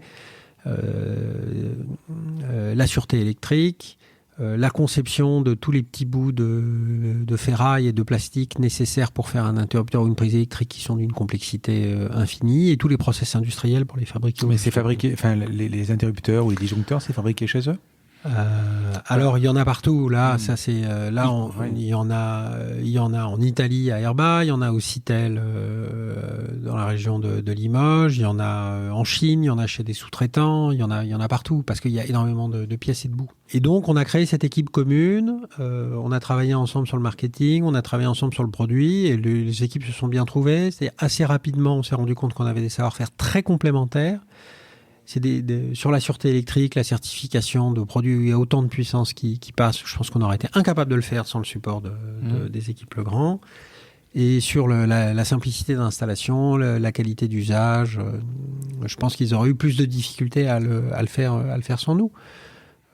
Et donc, ensuite, ce qui s'est passé, c'est que, donc ça, on est en 2015, donc on apprend tout ça 2016 et 2017. 2018, on lance le produit Celian with Netatmo, qui trouve son marché et se vend.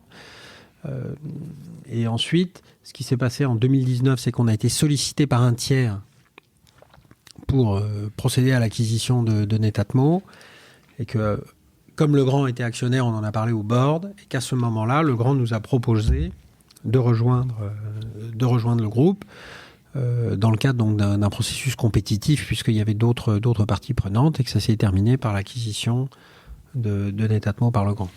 Et ton job aujourd'hui, c'est quasiment le même? Alors non, mon job a changé. J'ai un job et j'ai une mission que je me suis fixée. Bon, la mission que je me suis fixée, la raison pour laquelle je me lève tous les matins, c'est pour arrimer Netatmo dans le groupe Legrand. C'est-à-dire que dans 4 ans, dans 5 ans, les gens de Legrand... C'est bien arrimé pour un breton. Disent... alors c'est la terminologie du groupe. On ne parle pas d'intégration, on parle d'arrimage. Chez Legrand, je dois être la 150e acquisition, donc ils ont un peu l'habitude. L'idée, c'est que dans 5 ans, les gens du groupe Legrand, ils disent, bon, Potter, il a son caractère, c'est vrai qu'il n'est pas toujours facile à vivre, mais à la fin, on a réussi l'intégration, enfin l'arrimage de Netatmo dans Legrand. On a 1+1 qui finalement vaut plus que 2. Les savoir-faire se sont multipliés. Et c'est une acquisition qui fait évoluer l'ensemble du groupe dans le bon sens. C'est vraiment ça la raison pour laquelle je me lève tous les matins. Alors comment je fais ça? Je fais ça de 2 manières. D'abord, en continuant à travailler au sein de Netatmo sur nos produits et sur des produits communs, des projets communs qu'on a avec le groupe. Donc ça, c'est une partie de mon boulot. Et deuxièmement, en travaillant avec des équipes de Legrand sur toute la stratégie objet connecté du groupe Legrand plus largement. Les prochains objets, donc j'ai vu que tu as sorti récemment les sirènes, enfin la sirène connectée. Tu as la serrure, je crois, qui est sortie. Annoncée. Tout à fait. D'autres objets, sans trahir. Alors ce qu'on a annoncé qui n'est pas encore sorti, il y en a 3. Il y a le tableau électrique connecté, donc sous marque Legrand. Ouais, c'est bien ça. Donc ça, c'est pour pouvoir finalement piloter sa bande de recharge de véhicules électriques, son chauffe-eau, on va dire les objets qui sont pilotés directement au tableau avec des charges lourdes. On doit sortir la sonnette connectée qu'on avait annoncée l'an dernier et qui va sortir là, si tout va bien. J'ai vu là, non, il me semble. Voilà, il y en a une ici évidemment qui fonctionne. On devrait faire un test avec nos ambassadeurs. C'est une sonnette connectée qui vient remplacer le bouton d'appel d'une sonnette filaire. Ouais. Donc vous enlevez l'ancien bouton et puis vous mettez ce produit-là. Il y a une sortie gâche? Il n'y a pas de sortie gâche, c'est pas un portier. D'accord. Les portiers, il y en a dans le groupe Legrand. C'est-à-dire, si vous avez une sortie gâche et une porte de garage, vous achetez un portier, vous achetez le classe 100. C'est bien, ça m'intéresse. Vous achetez le classe 100 sous la marque Bettecino ou la marque Legrand, suivant les pays. Si vous avez juste une porte, par exemple, d'appartement ou une porte d'une maison qui donne sur rue, que vous n'avez pas de gâche, vous achetez une sonnette connectée Netatmo. D'accord. Donc ça, c'est le prochain produit qui sort là vraiment dans toutes les prochaines semaines, sauf coronavirus excessivement virulent. Voilà. L'alarme, c'est la sécurité, c'est quelque chose, c'est un avenir. C'est que vous voulez aller de plus en plus sur ça. La sécurité, c'est l'un des 3 piliers importants d'une maison. Une maison, on a le confort. Il faut que ce soit agréable à vivre, d'où la qualité d'air, d'où l'éclairage, plein de trucs. On a l'efficacité énergétique, d'où le thermostat, les vannes thermostatiques de radiateurs, tout ce qu'on fait sur les différents types de chauffage, le tableau électrique connecté. Donc là, on est vraiment dans le monde de l'efficacité énergétique. Et troisièmement, c'est la sécurité des biens, avec nos caméras de surveillance, les détecteurs de fumée, et puis la sécurité des personnes à travers des biens. Et donc, on voit vraiment, nous, Netatmo, spécialistes de la maison connectée, travaillant sur ces 3 axes qui sont chez nous très équilibrés dans le chiffre d'affaires. D'accord.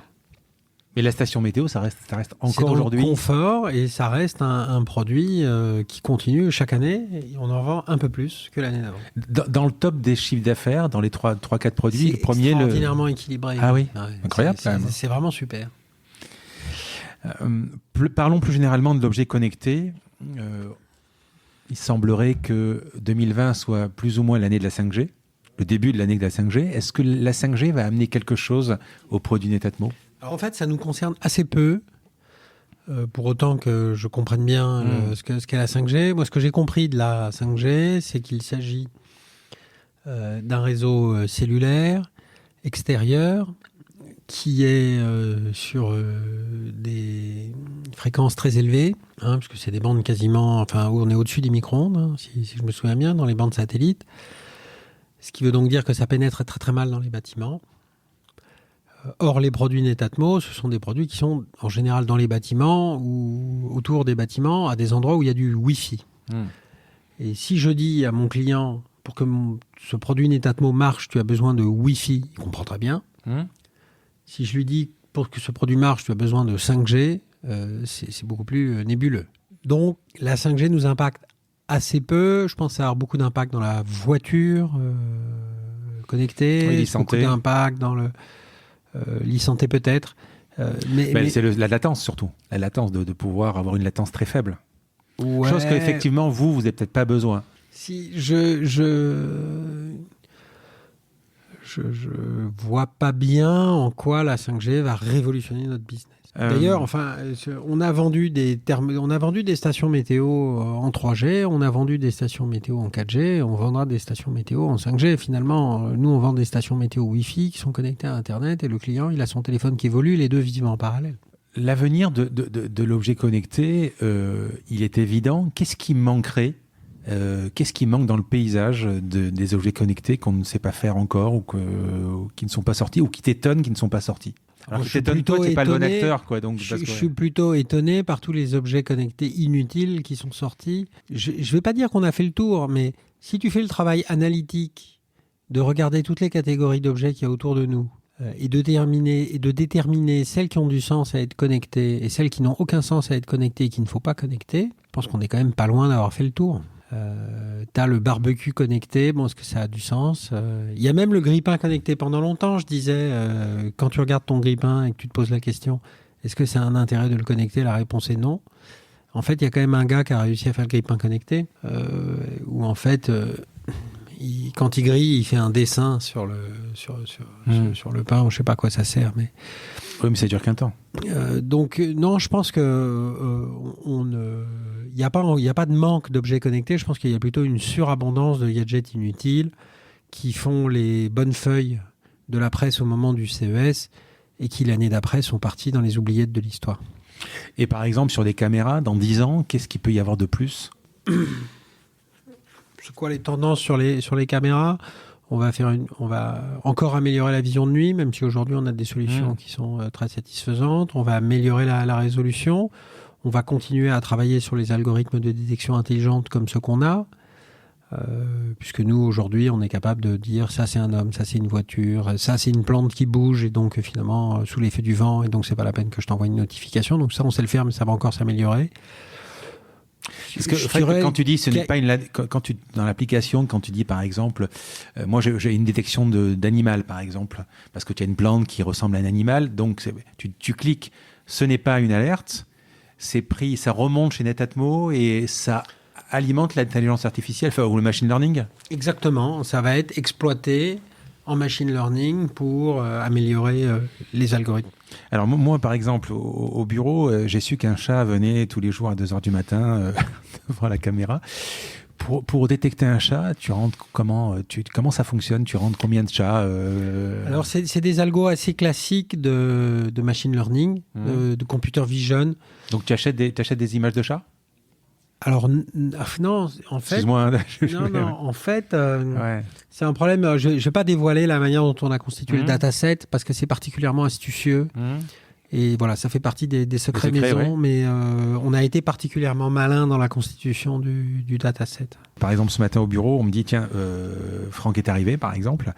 On sait très bien qu'avec, par exemple, l'iPhone, tu as le Face ID, où il va projeter je sais pas, de l'infrarouge pour regarder la distance du nez, peu importe.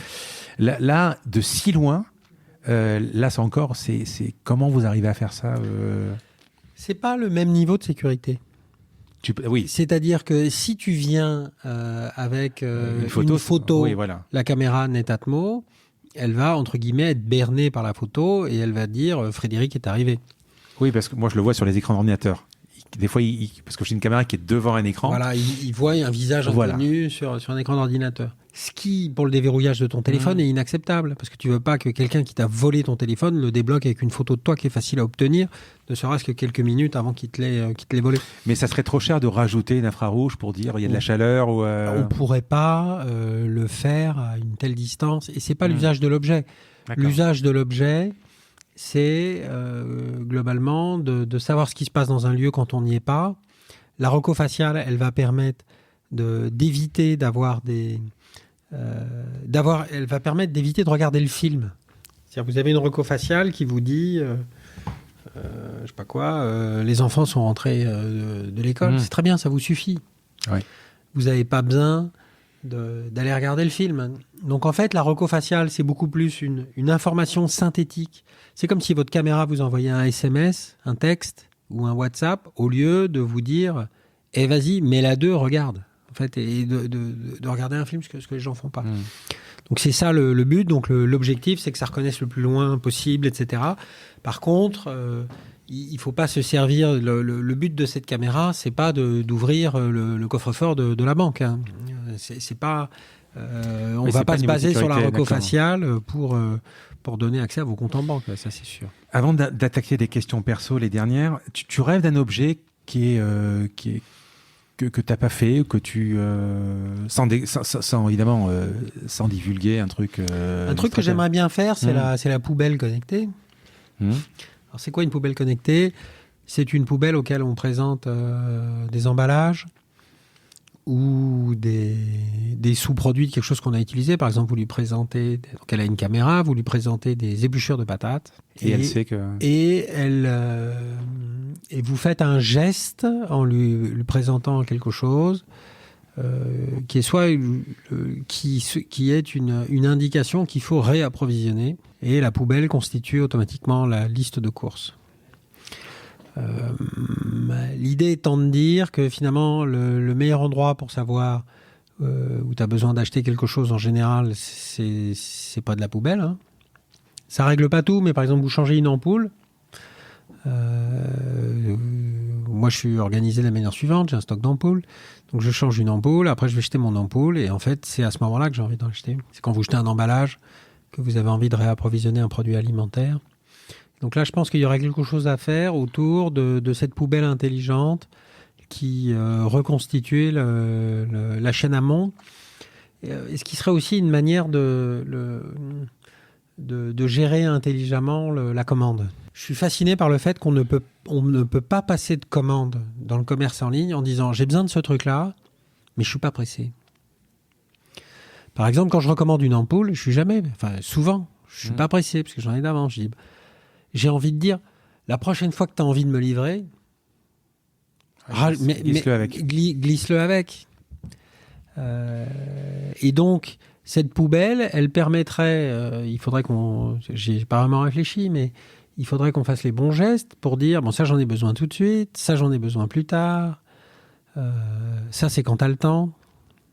Et que ça constitue automatiquement cette liste de courses, et ensuite on aurait finalement un geste devant son smartphone ou bien devant son ordinateur pour valider les commandes, évidemment, et que ça Ça sous-entend que chaque objet que tu sors de ton frigo, de ton placard, va dans la poubelle.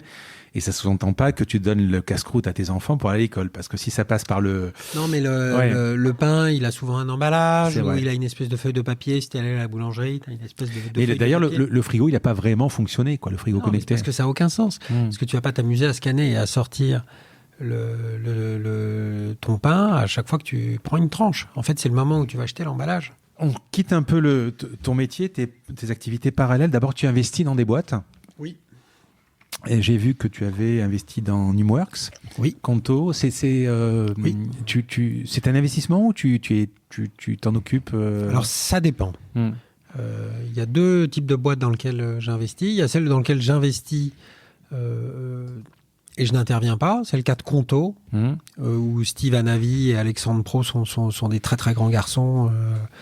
Ils ont entre guillemets pas besoin de moi pour mener à bien leur barque. Je crois que ça a commencé même avec une cigarette. Voilà, et c'est vrai que je les avais connus dans leur expérience d'avant, où là pour le coup ils avaient besoin d'aide. Ils m'ont fait le plaisir d'accepter de me laisser investir chez Conto, et je les en remercie. Donc ça, c'est des investissements, on va dire. Et puis, il y a d'autres boîtes dans lesquelles je suis beaucoup plus impliqué. C'est le cas de Numworks, dans lequel j'ai la calculatrice, la calculatrice pour le lycée. Voilà, il faut demander à Romain Goyet, qui est le patron de cette boîte. Ça marche bien, oui. Tu as beaucoup d'investissements comme ça ? C'est rentable ? Je ne sais même pas si je le fais pour que ce soit rentable. Alors, à la question, est-ce que j'ai eu plus de retours que ce que j'y ai mis, la réponse est oui.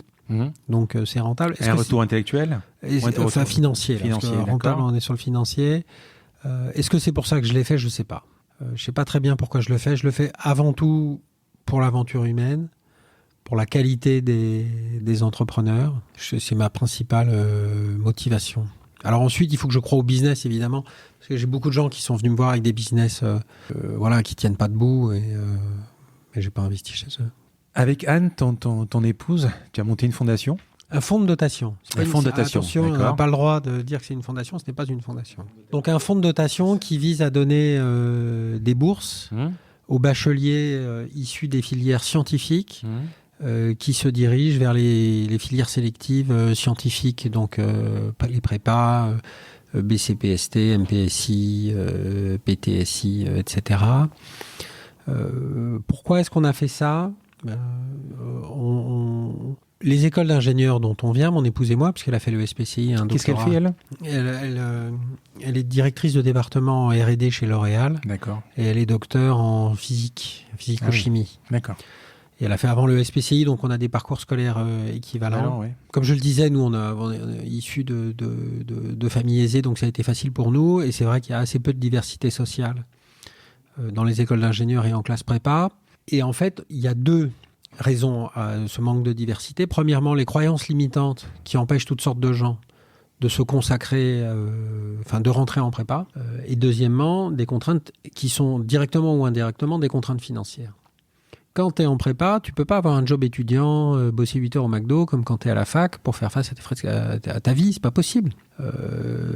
Si tu as besoin d'être en centre-ville, parce qu'il n'y a pas beaucoup de classes préparatoires, tu peux pas avoir des trajets pour rentrer au fin fond de ta banlieue. Donc il y a des croyances limitantes qui empêchent les gens d'accéder aux classes préparatoires. Il y a des associations qui travaillent très bien sur ces croyances limitantes. Je pense à Télémac ou Article 1, anciennement Fratelli, qui font le travail d'accompagnement des bons élèves issus de milieux modestes pour accéder aux filières sélectives. Donc, il y a des gens qui le font, il ne faut surtout pas le refaire.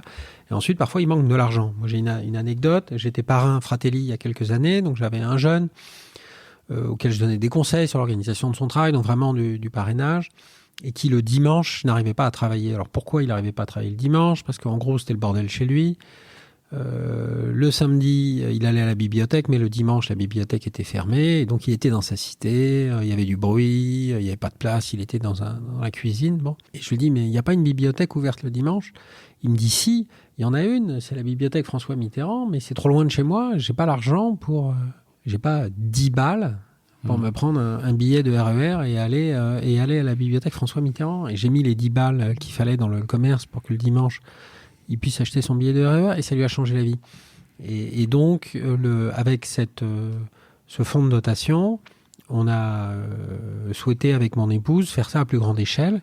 Et donc, on a constitué ce fonds de dotation avec un conseil d'administration d'extraordinaire qualité, puisqu'il est présidé par Hervé Biosser, qui est l'ancien patron de l'école centrale, avec Yves Poilane, qui est l'ancien patron de Télécom Paris Tech, et puis Eric Rustelholz, qui est l'ancien administrateur du lycée militaire d'Aix, et Xavier Lazarus, qui est l'ancien proviseur, et Xavier Lazarus, qui est administrateur de l'école normale, entre autres, qui m'ont fait l'honneur d'accepter de nous accompagner dans ce projet qui vise à distribuer des bourses donc à des bacheliers scientifiques. C'était quand ça, la création ? On a dû l'enregistrer au mois de décembre 2019, donc là c'est la première campagne. Là c'est tout neuf. Le mécanisme, on essaie de le faire connaître justement à l'occasion de Parcoursup pour qu'il y ait des jeunes qui se disent j'aurais bien été en prépa mais c'est pas raisonnable, qui vont se dire si je vais le faire, en fait ça va pas mettre une charge financière sur ma famille. Tu as créé un site internet pour ça ? Oui. Donc on mettra le lien. Okay. On va parler de questions personnelles pour terminer. Tu prends le temps de vivre ou tu bosses comme un malade ? Plus je vieillis, plus je le prends, on va dire. Ça progresse. Tu as une île, il paraît ?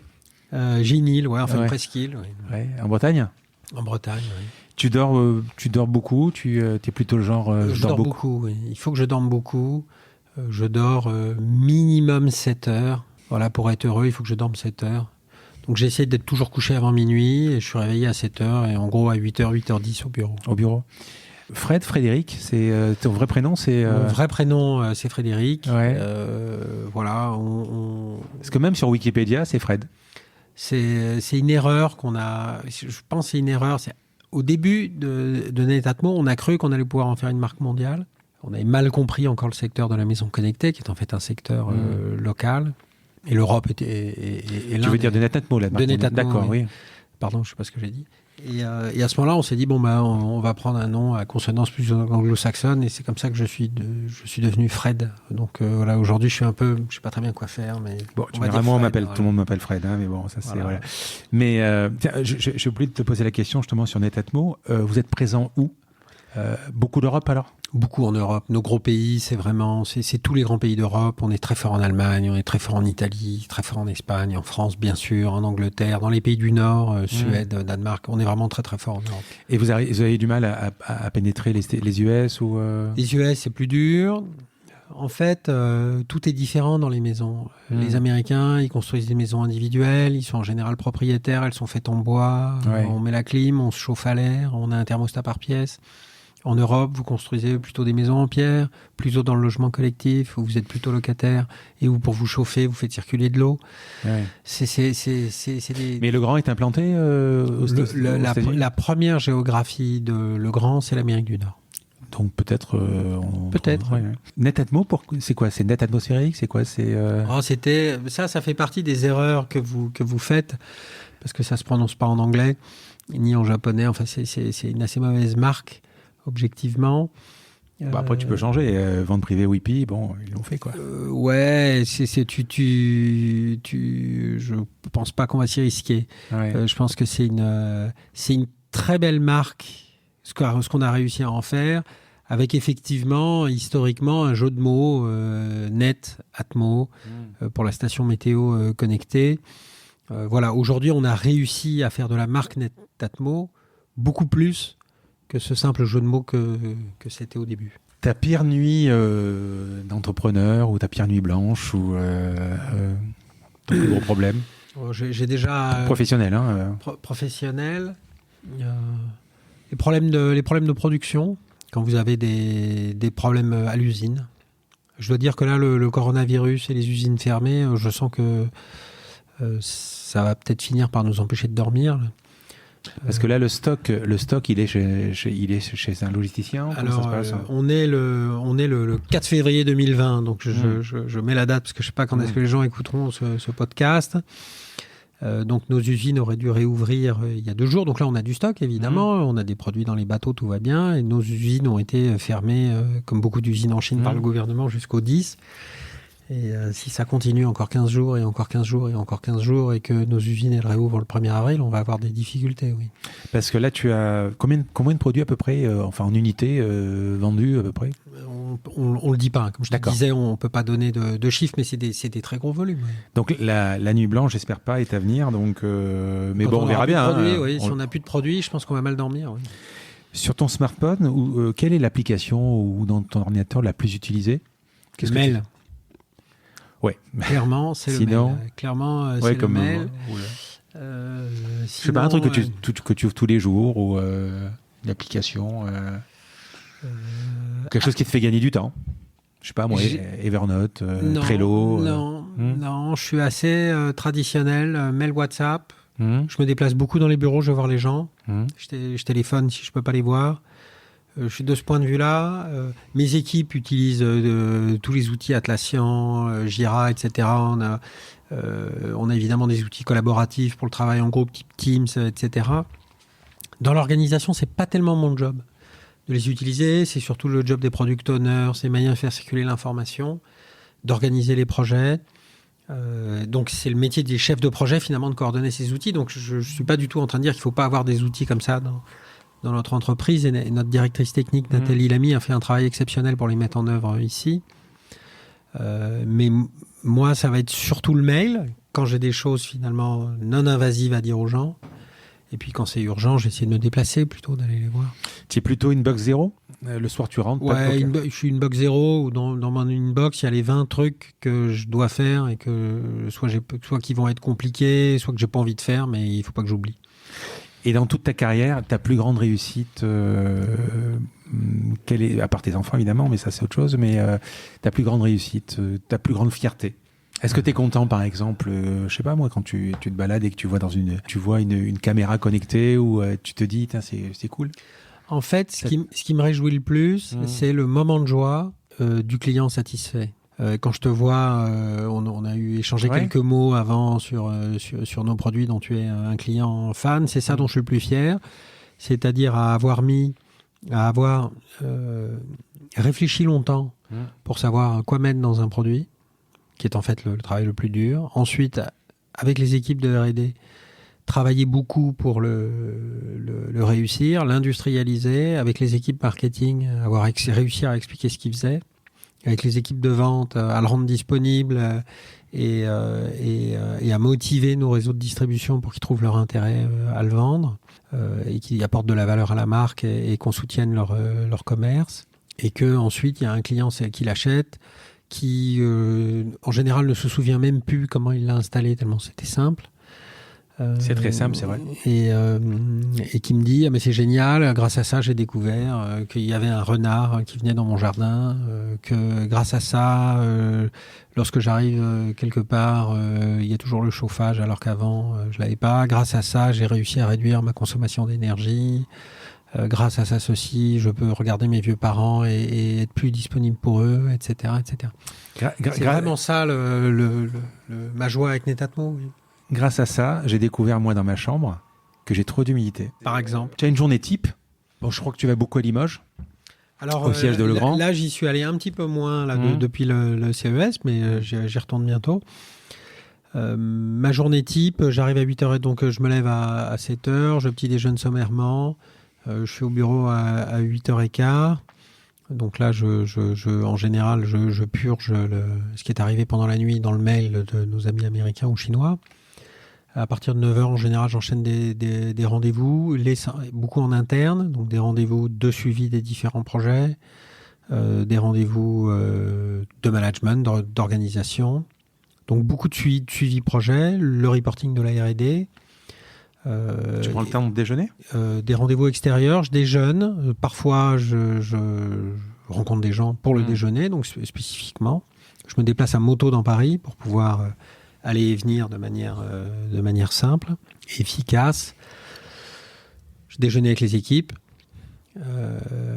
L'après-midi, c'est à peu près pareil. J'essaie de rentrer tôt chez moi. Le soir, je pars à 18h du bureau. Je suis chez moi à 18h30.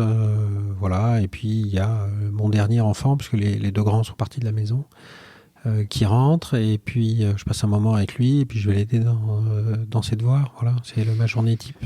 Tu as des mentors? Ah oui, j'en ai plein. J'en ai plein. D'abord, mon premier patron, donc quand j'étais chez cet opérateur télécom de 96 à 99, qui s'appelait Pierre Prieux, qui m'a appris énormément de choses. Il m'a appris tout ce qui est non technique dans l'entreprise. Il m'a appris d'abord tous les autres métiers. Il m'a fait entreapercevoir tous les autres métiers, le contrôle de gestion, le commerce, la finance, que je ne connaissais pas. Parce que tu étais ingé. Parce que j'étais ingé. Il m'a surtout beaucoup aidé à me forger un fort système de valeurs entrepreneuriales, l'honnêteté, la lucidité, qui est vraiment l'objectivité, le travail analytique, être capable de faire la différence entre l'analyse des faits, ses sentiments, ses souhaits. Tout ça, c'est des notions différentes. Et puis surtout, d'avoir de vraies valeurs morales sur ce qui est important ou ce qui n'est pas important. Un respect scrupuleux de la légalité. J'essaye, et ça, je vois des jeunes entrepreneurs parfois qui prennent des libertés avec la réglementation, etc. Donc on essaye de scrupuleusement respecter la réglementation. Et en France, il vaut mieux, parce que je peux dire, vous êtes contrôlé, même quand vous respectez la réglementation, ou vous croyez la respecter, des fois vous faites des erreurs. Donc il faut être particulièrement prudent avec ça. L'honnêteté, le respect de la parole donnée, l'engagement, faire ce qu'on dit et dire ce qu'on fait. Donc ça c'est quelque chose. C'était pas aussi clair dans ma tête quand je l'ai rencontré qu'après avoir travaillé 3 ans pour lui. Ouais. C'est pour ça que tu peux appeler Iris en leur disant jusqu'à un coup de fil, j'ai besoin de temps, et ils te disent envoie-moi un truc, quoi. On se rend pas compte de la puissance de la confiance. Ouais. C'est-à-dire quand ça fait 25 ans que c'est hyper rassurant de bosser avec moi parce que je suis ultra prévisible. Et donc les gens savent exactement comment je vais réagir parce que je réagis de manière constante. Ils savent exactement si je dis non que ça veut dire non, que si je dis oui que ça veut dire oui.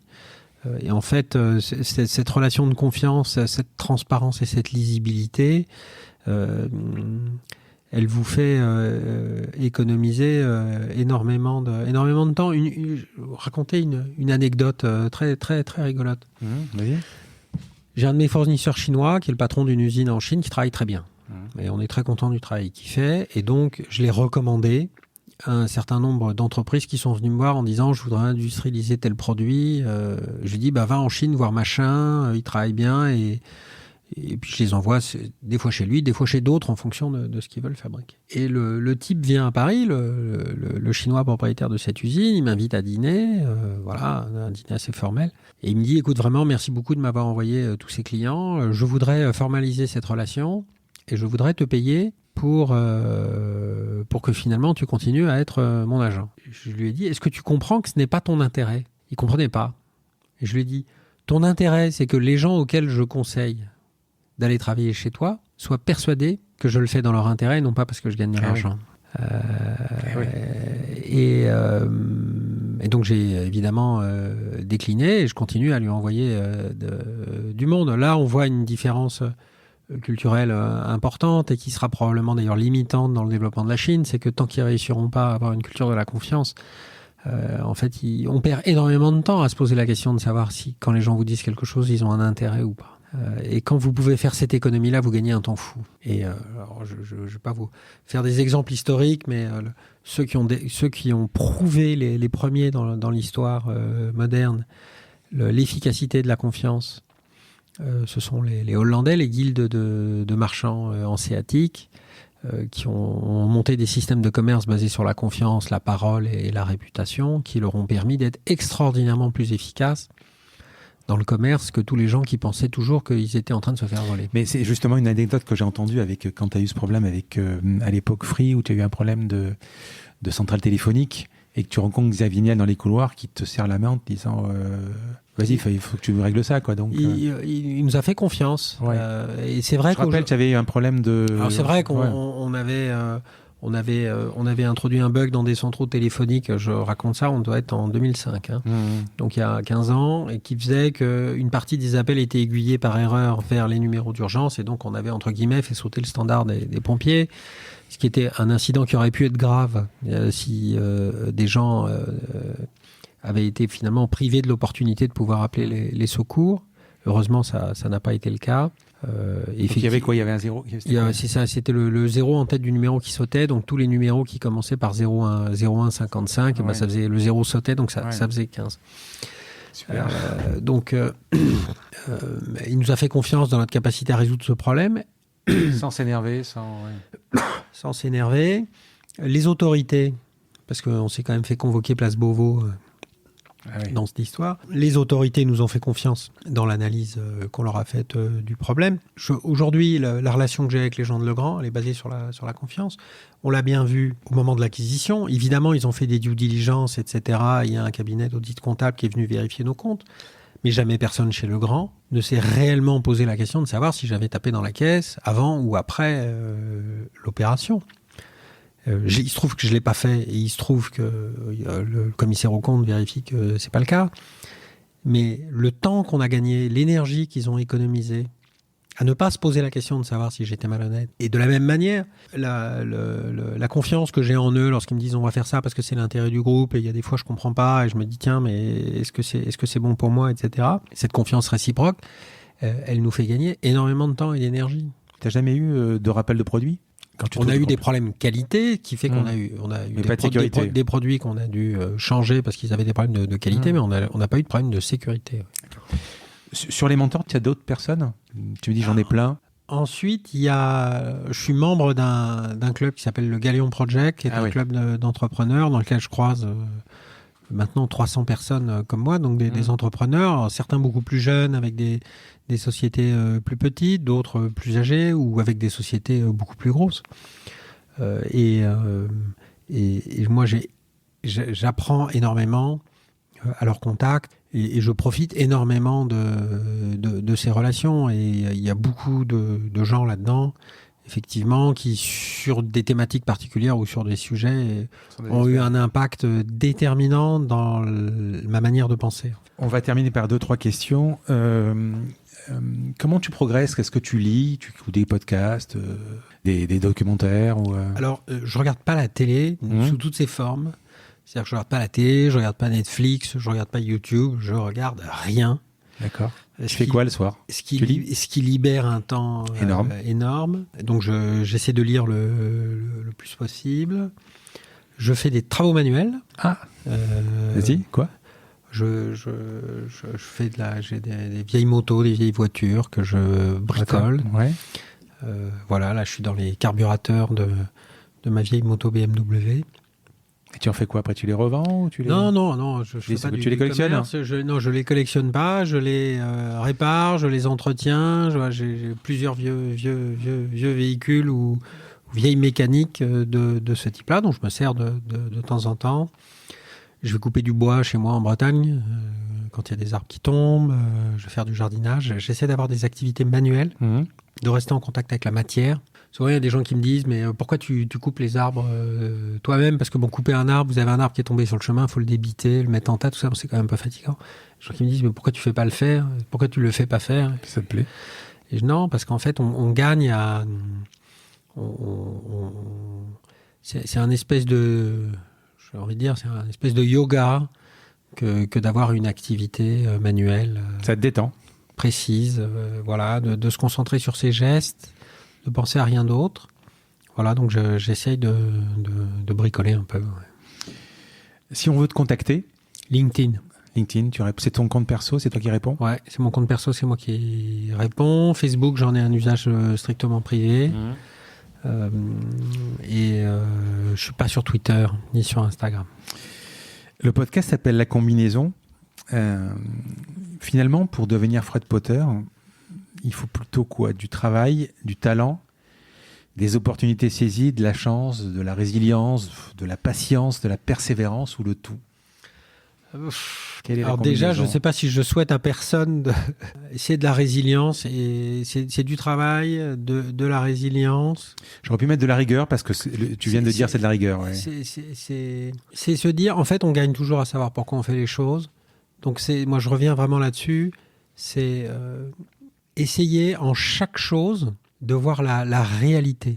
Quand on a envie de faire un produit, pourquoi, à quoi sert ce produit, qu'est-ce que veulent les consommateurs, et ne jamais se laisser, on va dire, obscurcir le jugement par l'émotion, par l'à peu près, par le raccourci. Ça ne veut pas dire ensuite qu'il ne faut pas générer l'émotion dans le marketing qu'on fait. Mais en tout cas, il faut essayer d'avoir une attitude extraordinairement rigoureuse et analytique. Et essayer d'avoir le moins de croyances possible, d'être le plus lucide possible. Voilà, ce qui permet de réussir dans l'industrie des objets connectés où assez peu de gens n'ont pas réussi. Mais finalement, est-ce que tu peux dire que ta vie se déroule comme tu avais envie qu'elle se déroule ? Ma vie, oui. On est toujours sur le pro, hein, donc. Ouais, évidemment, il y a des choses que j'avais pas prévues, que j'avais pas anticipées, qui se sont pas déroulées comme prévu, mais globalement, j'ai toujours voulu être chef d'entreprise, j'ai toujours voulu faire des entreprises de tech, j'ai toujours été à la frontière du produit et de la R&D. C'est ce que j'ai fait pendant 25 ans. Alors voilà, ensuite, évidemment, les secteurs ont changé au fur et à mesure que se présentaient les vagues à surfer, on va dire. Mais globalement, oui, le plan professionnel se déroule complètement comme prévu. Fred, merci beaucoup, on a fait le tour et puis je te remercie du temps que tu m'as consacré pour ce podcast. Merci bientôt. Frédéric. Un grand merci à tous d'avoir écouté cet épisode jusqu'ici. J'espère que cette conversation vous a plu. Parlez de ce podcast à vos amis ou à vos collègues de bureau. Partagez-le le plus possible. Abonnez-vous en cliquant sur le petit bouton s'abonner dans votre application mobile ou sur votre ordinateur. Ainsi, vous serez averti dès qu'un nouvel épisode est en ligne. Je sillonne la France pour vous proposer de nouveaux invités. C'est vraiment beaucoup de travail. Ce n'est pas mon métier, vous l'avez peut-être compris. C'est une passion que je pratique en dehors de mon job. Si vous avez apprécié cet épisode, dites-le moi avec des étoiles, 5 de préférence sur Apple Podcast, anciennement iTunes, et d'y ajouter un gentil commentaire, ça me fera plaisir. Ça me permettra également de remonter dans les classements. Et puis si vous n'êtes pas Apple, c'est pas grave, parlez-en autour de vous, partagez sur les réseaux sociaux, c'est prévu sur votre application de podcast préférée. Enfin, vous pouvez vous abonner sur lacombinaison.fr pour être averti dès qu'un nouvel épisode est en ligne. Je suis Frédéric Azoulay. N'hésitez pas à me faire remonter vos remarques, vos questions, mais aussi des invités que vous aimeriez entendre. Je vous dis à bientôt.